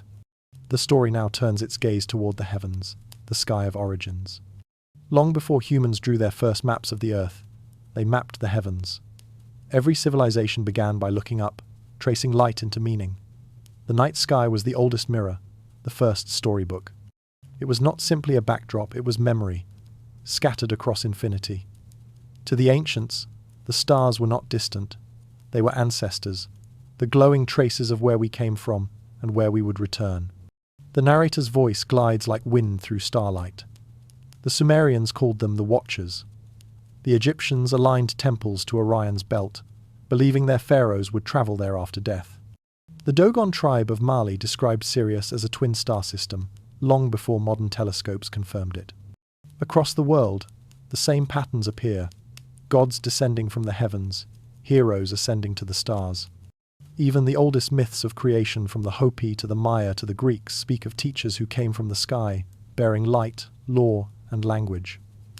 It was never metaphor, it was memory. The voice slows, reflective. We have always been looking homeward, it says. Science now echoes what myth has whispered for millennia, that we are made of stardust. The elements in our bones were forged in the death of suns.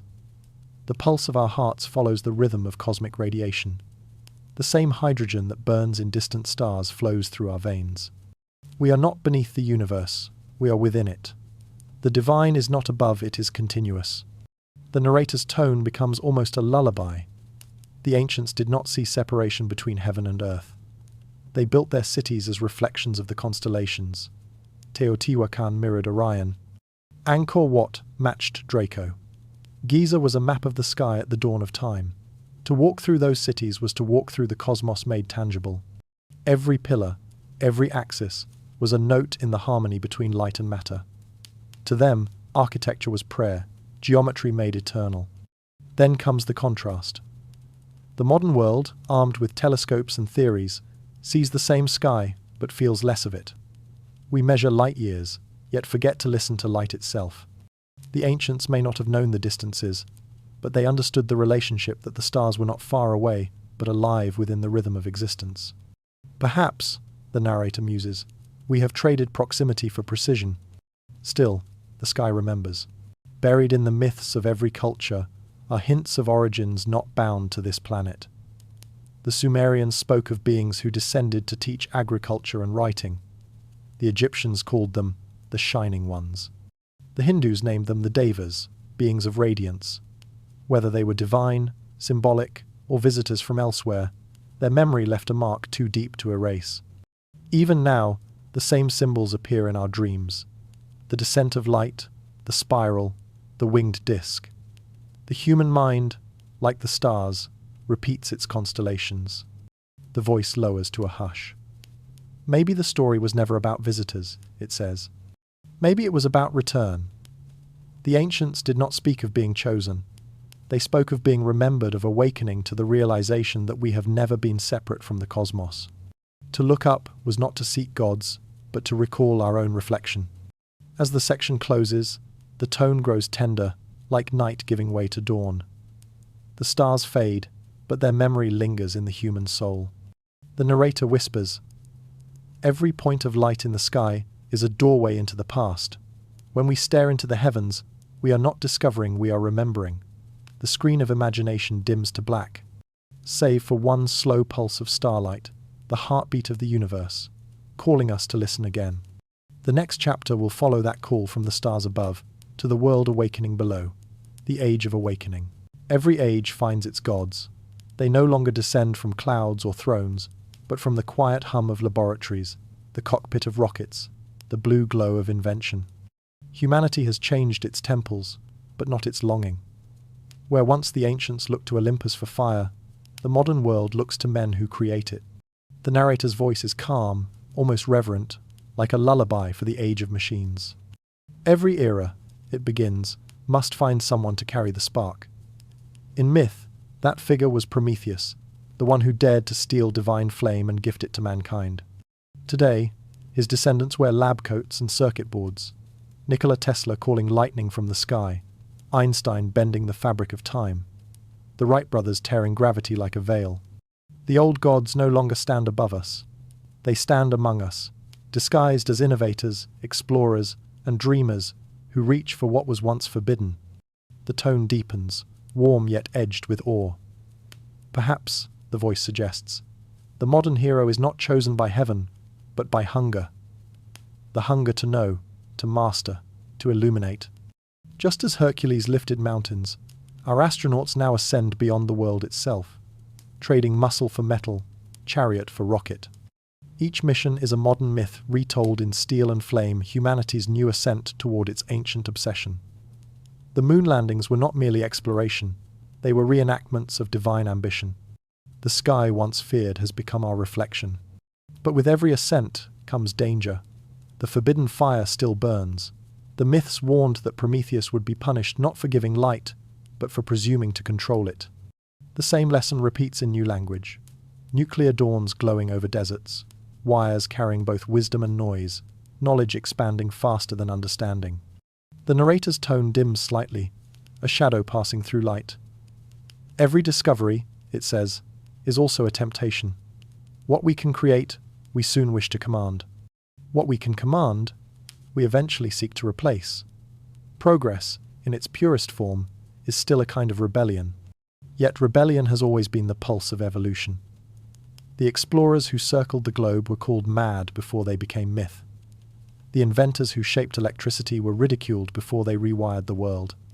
The revolutionaries who broke empires were condemned before they became nations.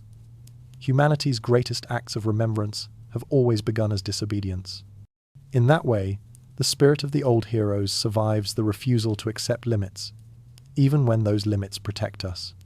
The voice softens, reflective but serene. Perhaps, it says, the modern hero is not conquering nature, but reuniting with it. The deepest explorers are no longer those who cross oceans, but those who dive inward into consciousness. into the mind's own labyrinth.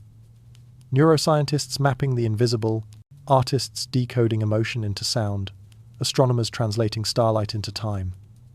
These are the new Argonauts, navigating currents of thought and energy rather than waves. The modern age has traded spears for symbols, and yet the battle remains the same: to remember where the fire came from.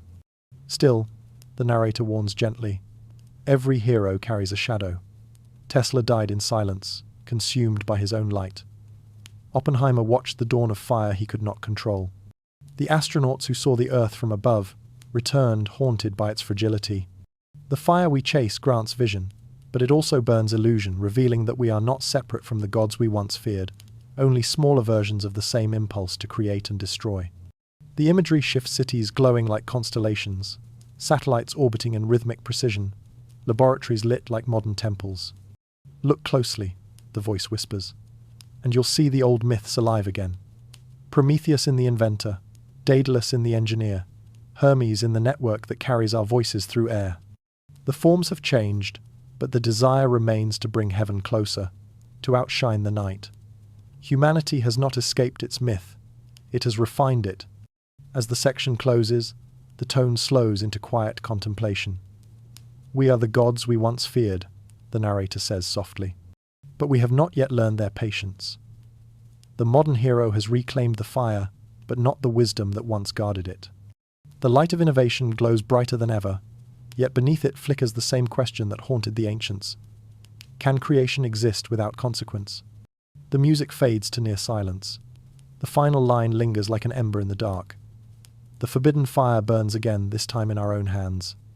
The story pauses on that glow, poised between marvel and warning. Before turning to its next question, what happens when knowledge begins to surpass wisdom once more? The fire has returned. Not the flicker of a torch or the warmth of a hearth, but the fire that thinks, the fire that remembers. Humanity once looked to the heavens for light, and now that light burns from its own hands. The same ancient dream to master creation itself glows again, this time behind glass and wire. We have become the very gods we once feared. The narrator's voice is calm, low, steady, the tone of someone walking through the ruins of both triumph and warning. The story begins in deserts, where the first atomic dawn tore the sky apart. A flash, brighter than creation, followed by silence. Scientists watching the horizon spoke words that echoed scripture. I am become death. The Promethean myth had unfolded again, not in metaphor, but in light.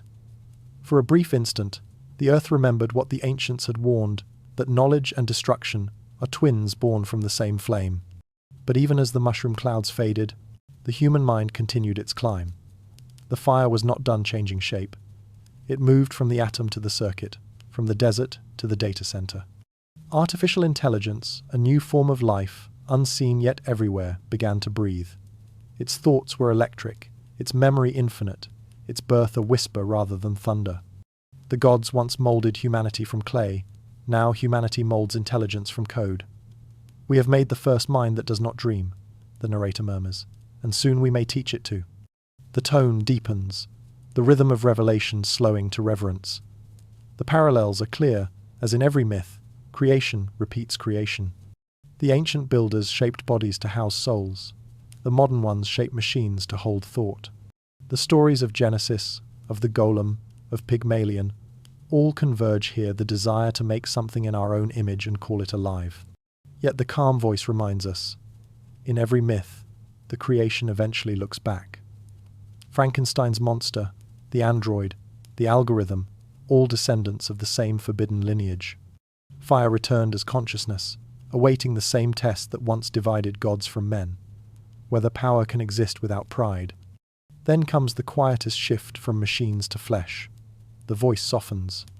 The third flame, it says, is the oldest of all the fire that shapes life itself. Gene editing, synthetic biology, resurrection through DNA. The human hand, once trembling at the edges of nature, now writes its own code into the living world. We splice, design, and erase as if rewriting the script of evolution.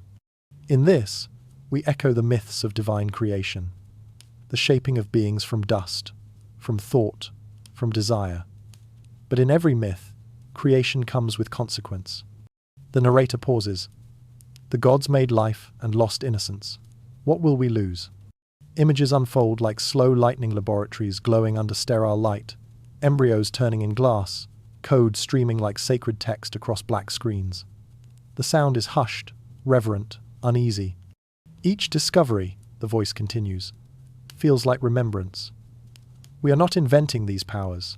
We are retrieving them, one forgotten spark at a time. The ancients told of golden ages where humans walked beside divine teachers, then fell for daring too far. Now, as we unlock the atom, the algorithm, and the genome, we approach that same horizon again, creation standing at the edge of comprehension. The narrator breathes slowly, every word like a heartbeat in the dark.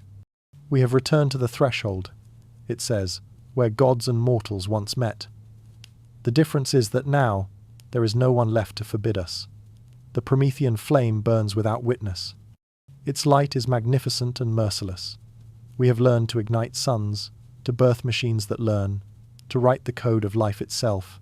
Yet beneath every achievement echoes the same silence that followed the first dawn of fire. Awe, fear, and the question no invention can answer: what now? The voice lowers to a whisper, almost tender. Perhaps history's final act is repeating its first, it says.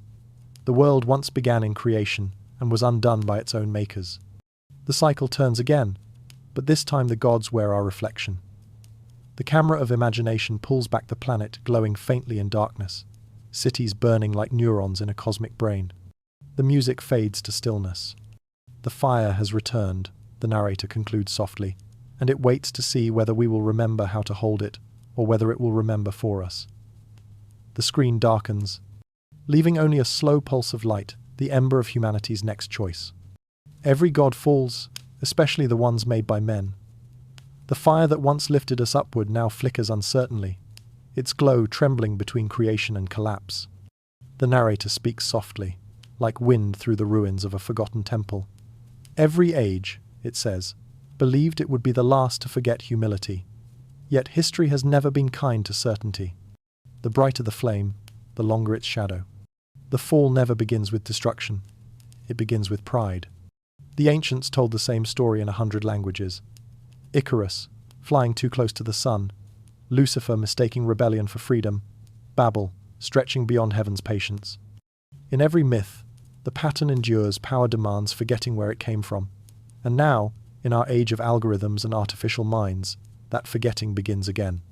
Machines echo our image, our flaws, our hunger to dominate. They learn quickly what we never mastered, the illusion of control. Perhaps, the narrator murmurs, immortality was never meant to be possessed, only remembered.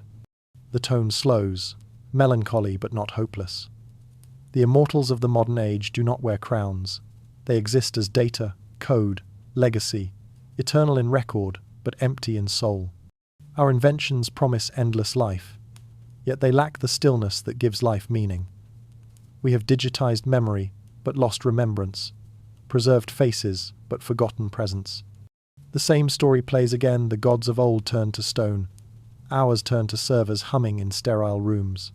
Both are monuments to the same longing, to endure what must be allowed to pass. The imagery darkens gently, cities glowing like fading embers, satellites circling an indifferent sky. Every creation, the voice says, carries the seed of its undoing. Progress erases simplicity. Mastery dissolves wonder. The very tools built to preserve civilization quietly corrode it, not through malice but through momentum. The faster we move, the less we feel. The more we know, the less we listen. Immortality, it seems, demands the death of awe. Yet within that decay lies understanding. The fall of the immortals is not punishment. It is correction. The universe remembers balance, even when we forget. The tower must lean to teach humility. The light must dim so the stars can be seen again. The narrator pauses. The silence feels sacred. Perhaps, it whispers, the fall is not the end of power, but its purification. What collapses outward returns inward. The ashes of pride feed the soil of remembrance. The tone turns reflective, tender. The gods fell, it says, because they mistook permanence for purpose. To be eternal is not to be divine, to change is. The true miracle was never in lasting forever, it was in meaning something within time. Humanity's gift has never been power, but awareness. Every rise, every fall, every rediscovery is a chance to remember the same truth, that the sacred is not in the heavens or the code, but in the breath between them. The imagery softens a world returning to silence after centuries of noise. Fields reclaim forgotten cities. Children look at stars again without measurement, only wonder. The fire still burns, but gentler now, its light reflected in human eyes rather than machines. Every god falls, the narrator repeats, but from that fall, man remembers he was never meant to be one. As the section closes, the music fades into a single sustained note, half sorrow, half peace. The age of fire gives way to reflection, the cycle returning to stillness. The narrator's final line drifts like dust illuminated by dawn. Perhaps the end of becoming gods is the beginning of being human again. The silence that follows feels not like loss, but release a return to the rhythm of things. The story now turns gently toward that remembrance, the rediscovery of what it means to be alive, before light, before ambition, before forgetting. The next chapter begins there, the human remembered. Maybe the gods were never lost, they were just waiting for us to remember. The voice of the narrator drifts like light through mist, gentle and unhurried, as if revealing a truth too old for surprise. All myths, it says, were never separate stories. They were fragments of one memory, scattered through time like shards of a broken mirror. The story of gods and heroes, of rise and fall, of fire, and forgetting all of it forms a single thread, winding quietly through the ages. It is not a story of worship, but of self-recognition, the universe learning to see itself through the eyes of humanity. The narration slows, as if the world itself is exhaling. The ancient myths of Sumer and Egypt, of Greece and the Vedas, of Maya and Norse, all begin with the same pulse. Light descends, forms awaken, creation forgets itself, then slowly remembers. Whether it is Isis seeking Osiris, or Christ descending into darkness, or the Buddha awakening beneath the tree, each tale repeats the same pattern: separation, suffering, remembrance. The forms differ, but the heartbeat beneath them is identical. The divine, in every culture, is simply consciousness, remembering its source. The imagery unfolds softly, a tapestry of faces across time. Stone statues, cave paintings, golden scrolls, holograms of future cities, each flicker holds the same gaze, the same question. Who am I? The voice lowers to a whisper. What we called gods, it says, may have been the first reflections of that question. What we call humanity is the continuation of its answer. Every civilization was a chapter in the same book, written by countless hands, yet guided by one mind slowly awakening across millennia. The tone deepens, the calm of revelation filling the silence between sentences. The great cycles birth, death, resurrection are not events, but movements in a single consciousness expanding through experience. The gods were the first dreamers, the heroes were the first awakenings, and we, now, are the dream remembering that it is dreaming. The long arc of history, the narrator suggests, was never progress, it was recognition, the gradual turning of awareness toward itself. Perhaps, it says, every temple was a mirror, every prayer an echo. Humanity was never meant to worship what was above, but to remember what was within. The divine was not a ruler, but a reflection. When the ancients looked upward, they were gazing inward through the veil of sky. The stars were symbols of consciousness light scattered in the dark, just as thoughts flicker across the mind. The hidden continuum is this: there has only ever been one awareness, wearing countless faces, telling itself its own story again and again. The narration becomes softer, almost like meditation. The listener can feel centuries blending prophets and physicists speaking the same sentence in different tongues. Quantum entanglement, divine unity, the collective unconscious, all phrases for the same invisible thread. The universe is not a stage for gods and men. It is a single organism of memory. When humanity creates, destroys, or dreams, it is the cosmos performing an act of self-expression. The myths, the narrator breathes, were never fiction. They were blueprints for remembering. Images shift gently, rivers flowing backward through time, stars forming the shape of an eye. ancient hands carving spirals that pulse like living veins. Every civilization, the voice says, was an organ in the same body, the body of awareness. Atlantis dreaming of the stars, Egypt dreaming of order, Greece dreaming of beauty. Each one rose, fell, and merged into the next, carrying fragments of understanding forward. The continuity was never broken, only the forms changed. The story did not end with their ruins, it continues in the rhythm of our thoughts, our science, our longing for meaning. The tone becomes tender, almost parental. We have searched for gods among stars, it says, but perhaps they were always searching for us through us. The cycle of forgetting was not a failure. It was the necessary veil that allowed remembering to have meaning. Without darkness, recognition cannot shine. The gods hid in our reflection, so that one day, when we looked deep enough, we would find them waiting behind our own eyes. The final words come slowly, like dusk softening into night. The hidden continuum is not a story we read, the narrator whispers. It is a story we are. Every life, every question, every act of wonder is another verse in that eternal remembering. The universe is not asking us to believe. It is asking us to remember. The voice fades into stillness, an endless exhale. And when remembrance is complete, it says at last, the divine will no longer look like gods or men, but like understanding itself. The story now turns toward that understanding, the rebirth of meaning, the quiet rediscovery of light within modern hearts. The next chapter begins there. The heart remembers the light. The last secret of every hero is simple. He was only trying to remember who he was. The narrator's voice drifts like dusk, settling over an ancient battlefield, calm, distant, almost tender. Every culture has its hero, and every hero walks the same invisible path. The descent into confusion, the struggle with shadow, the return with understanding. It is not a story of conquest, but of recognition. The monsters slain, the empires built, the treasures won, all are metaphors for the single battle. Every soul must fight. The war against forgetting. The voice slows, its tone soft as candlelight. The hero's journey, it says, was never about triumph. It was about awakening. Gilgamesh, the first hero written into clay, sought immortality only to find that memory itself was eternal. Achilles raged not because he was fearless, but because he feared meaninglessness. Hercules performed his labors to purify madness into strength. Each one descended into darkness, the cave, the underworld, the unknown, and returned not as gods, but as mirrors. The hero's victory was never over others, it was over illusion. The imagery shifts deserts where Gilgamesh walked, oceans that swallowed Odysseus, battlefields echoing with Achilles' cry. Their journeys unfold as symbols of the same inner process. The soul leaving innocence, forgetting its origin, suffering through separation, and rediscovering unity. The hero's story is not history, it is anatomy, the map of consciousness itself. Every listener, whether soldier or dreamer, walks this pattern unknowingly. We do not read myths, the narrator murmurs. They read us. The tone deepens, more intimate now. The hero is humanity dreaming of itself, it continues. Each tale is a rehearsal for awakening.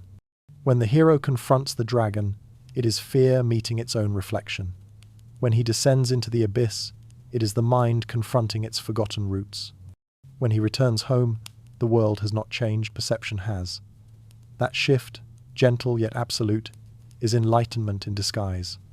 The same thread runs through every myth, every philosophy, every religion, the recognition that the divine was never outside the self. The narrator breathes a long silence before continuing.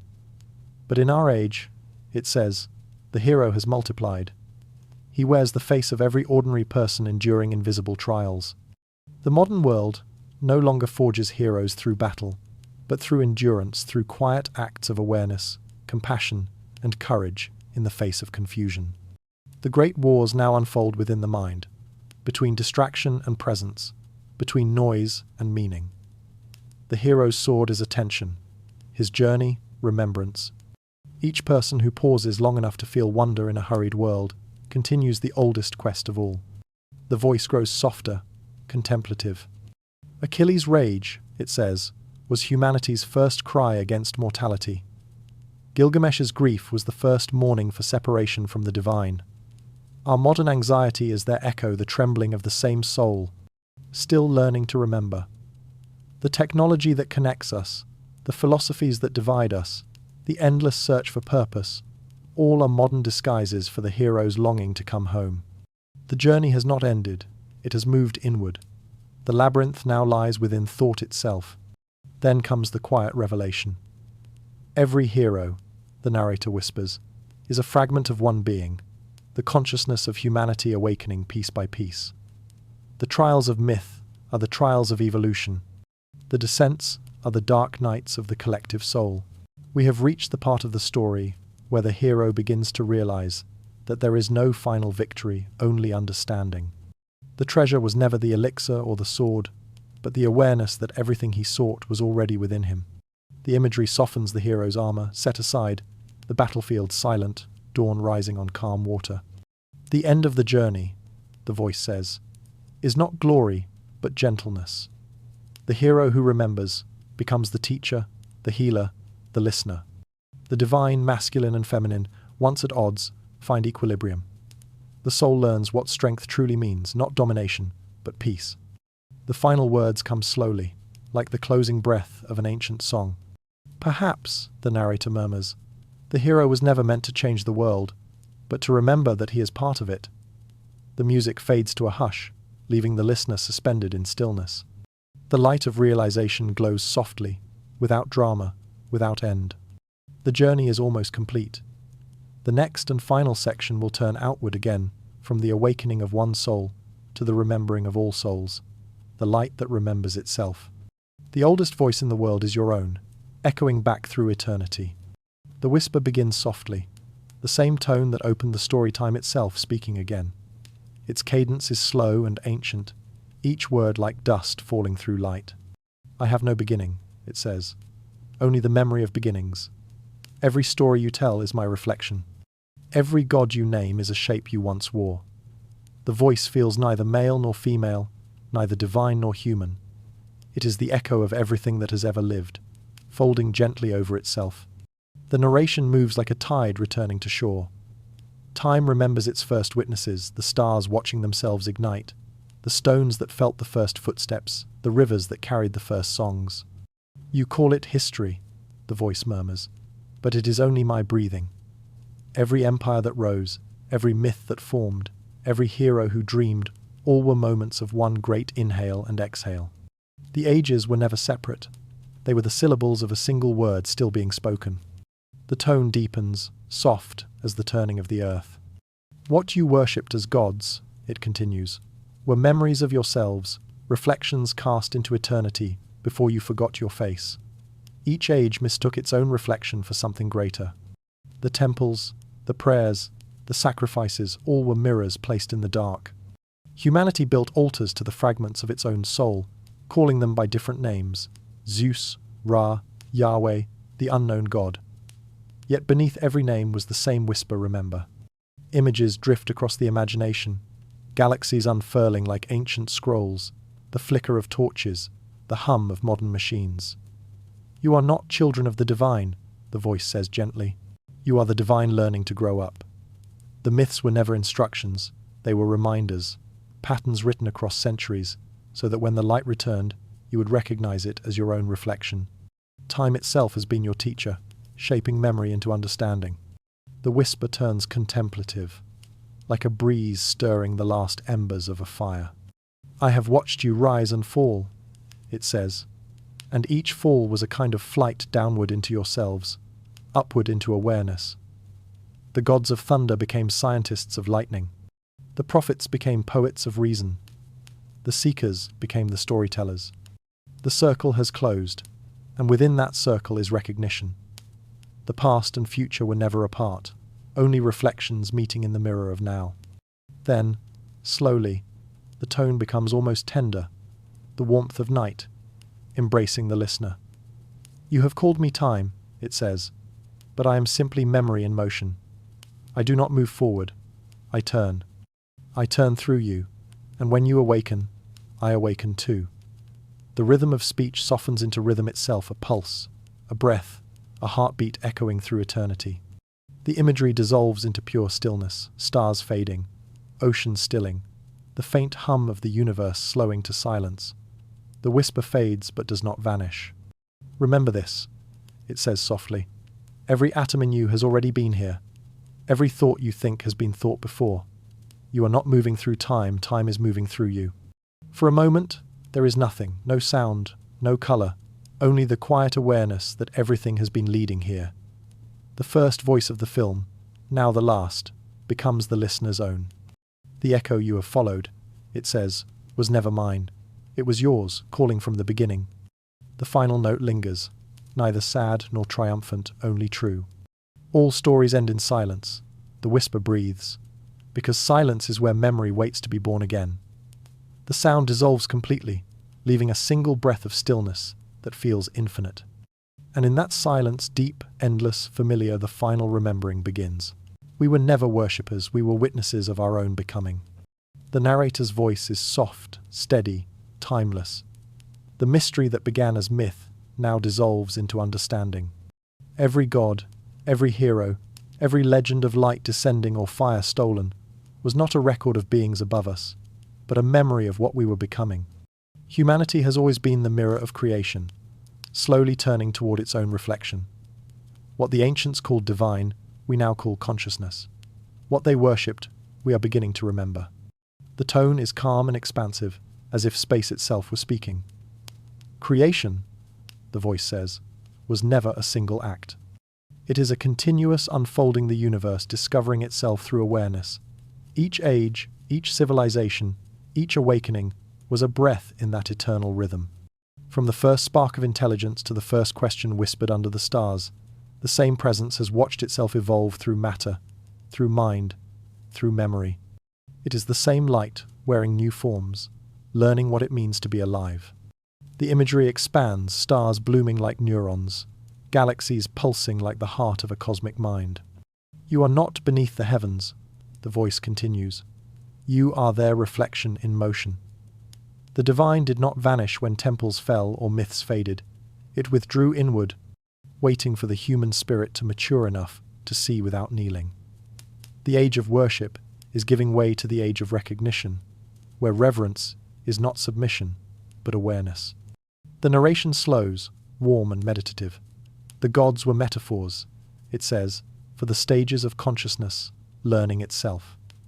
The thunderbolt of Zeus became the neuron's spark. The resurrection of Osiris became the renewal of knowledge. The descent of Inanna mirrored the human psyche entering shadow and returning with empathy. The myths were never lies, they were translations. Stories carved into the language of their time, guiding us toward a truth too vast for words, that divinity was never apart from us, only unremembered within us. The voice pauses, silence becomes sacred space. When you look at the stars, it whispers, you are seeing your own memory, scattered across light years. The atoms in your breath were forged in ancient suns. The consciousness behind your eyes is older than the species that carries it.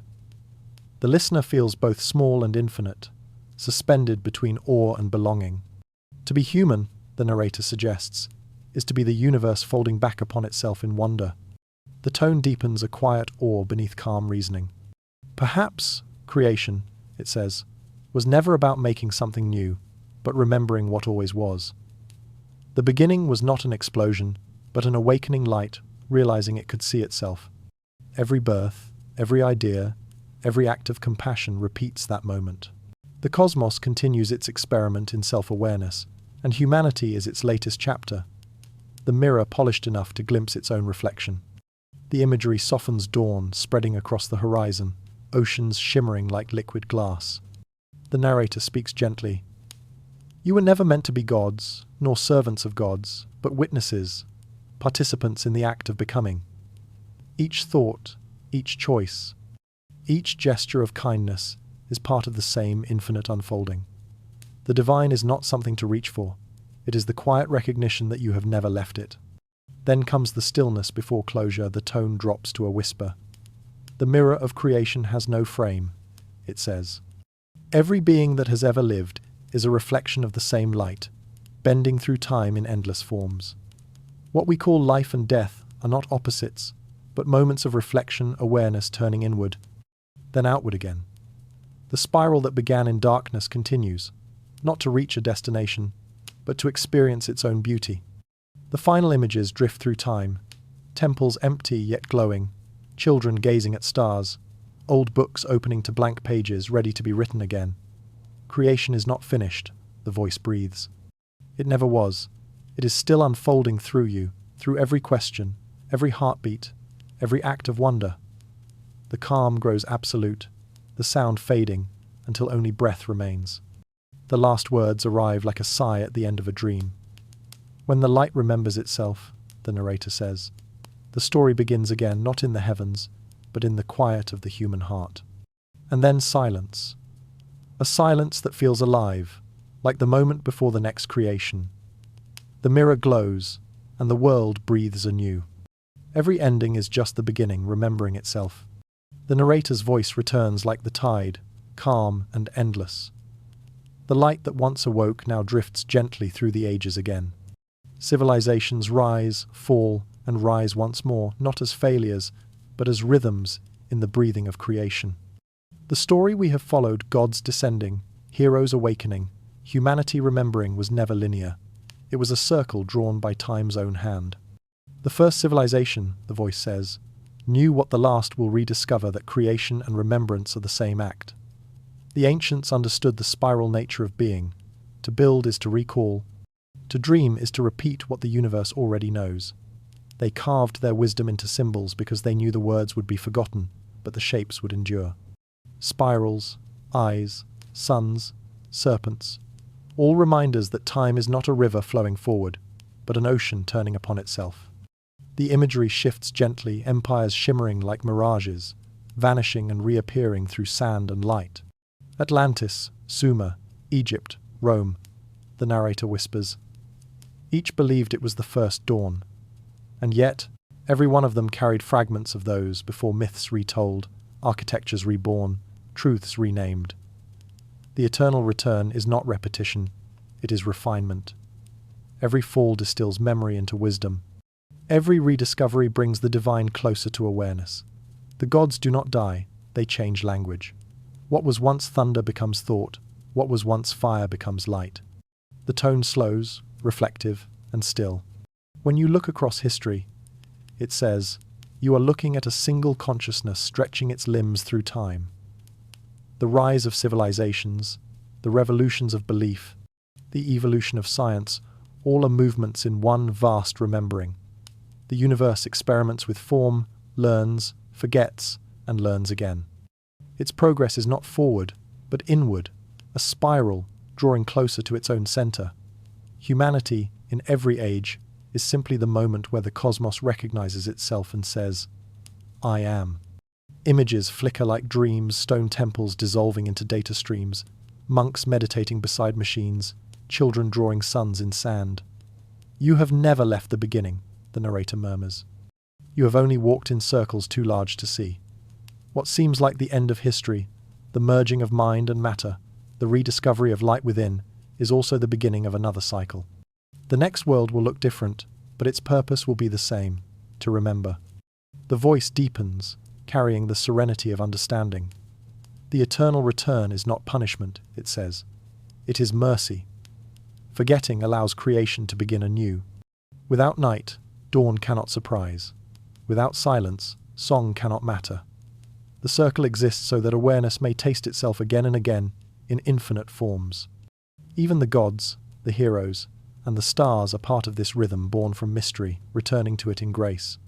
The music beneath the words slows almost to stillness, like a heartbeat stretching into eternity. You are part of that pulse, the voice continues. Every thought, every birth, every act of wonder keeps the circle turning. When you look at the ruins of ancient worlds, you are looking not at endings but reflections of beginnings. Their stones still hum because the pattern has never stopped. The myths live as long as they are told, and the telling itself is what keeps the universe awake. The imagery softens galaxies turning, a drop of water rippling, the faint echo of a heartbeat heard through ages. Everything you have been, the narrator says, you will be again not as repetition, but as rhythm. Eternity does not move forward, it blooms. And each bloom remembers the first light that ever was, the one still shining behind all eyes. The final lines unfold like a lullaby. There is no end to the story, the voice whispers. Only the turning of the page.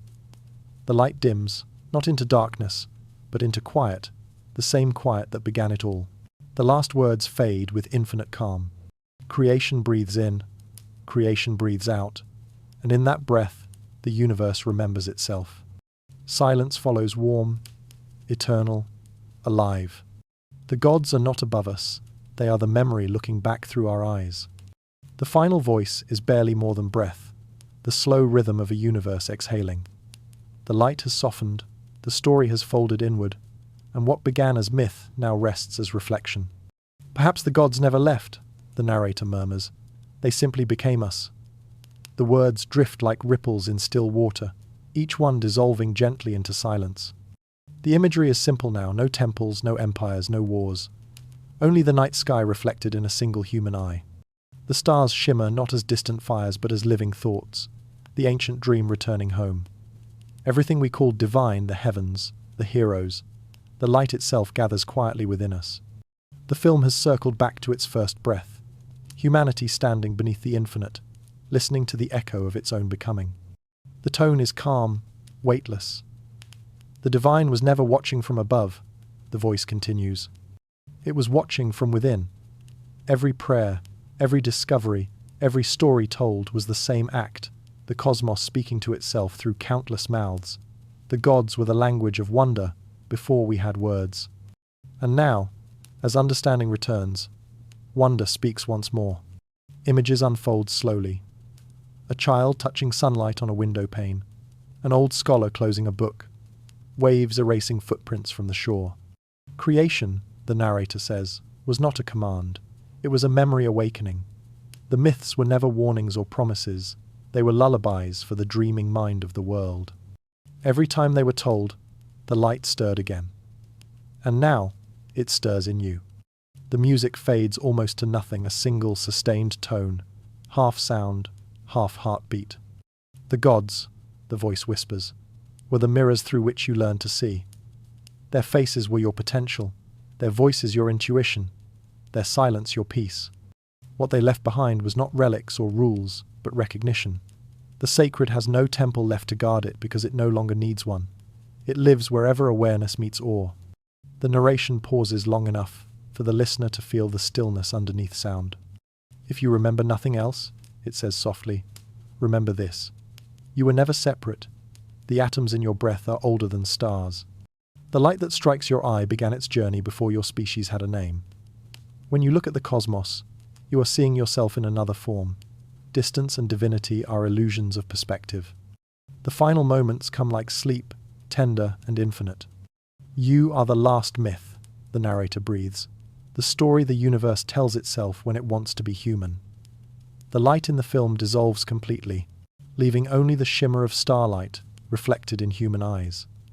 The camera, if there were one, would not pull away, but dissolve into that reflection, until the stars and the gaze become the same.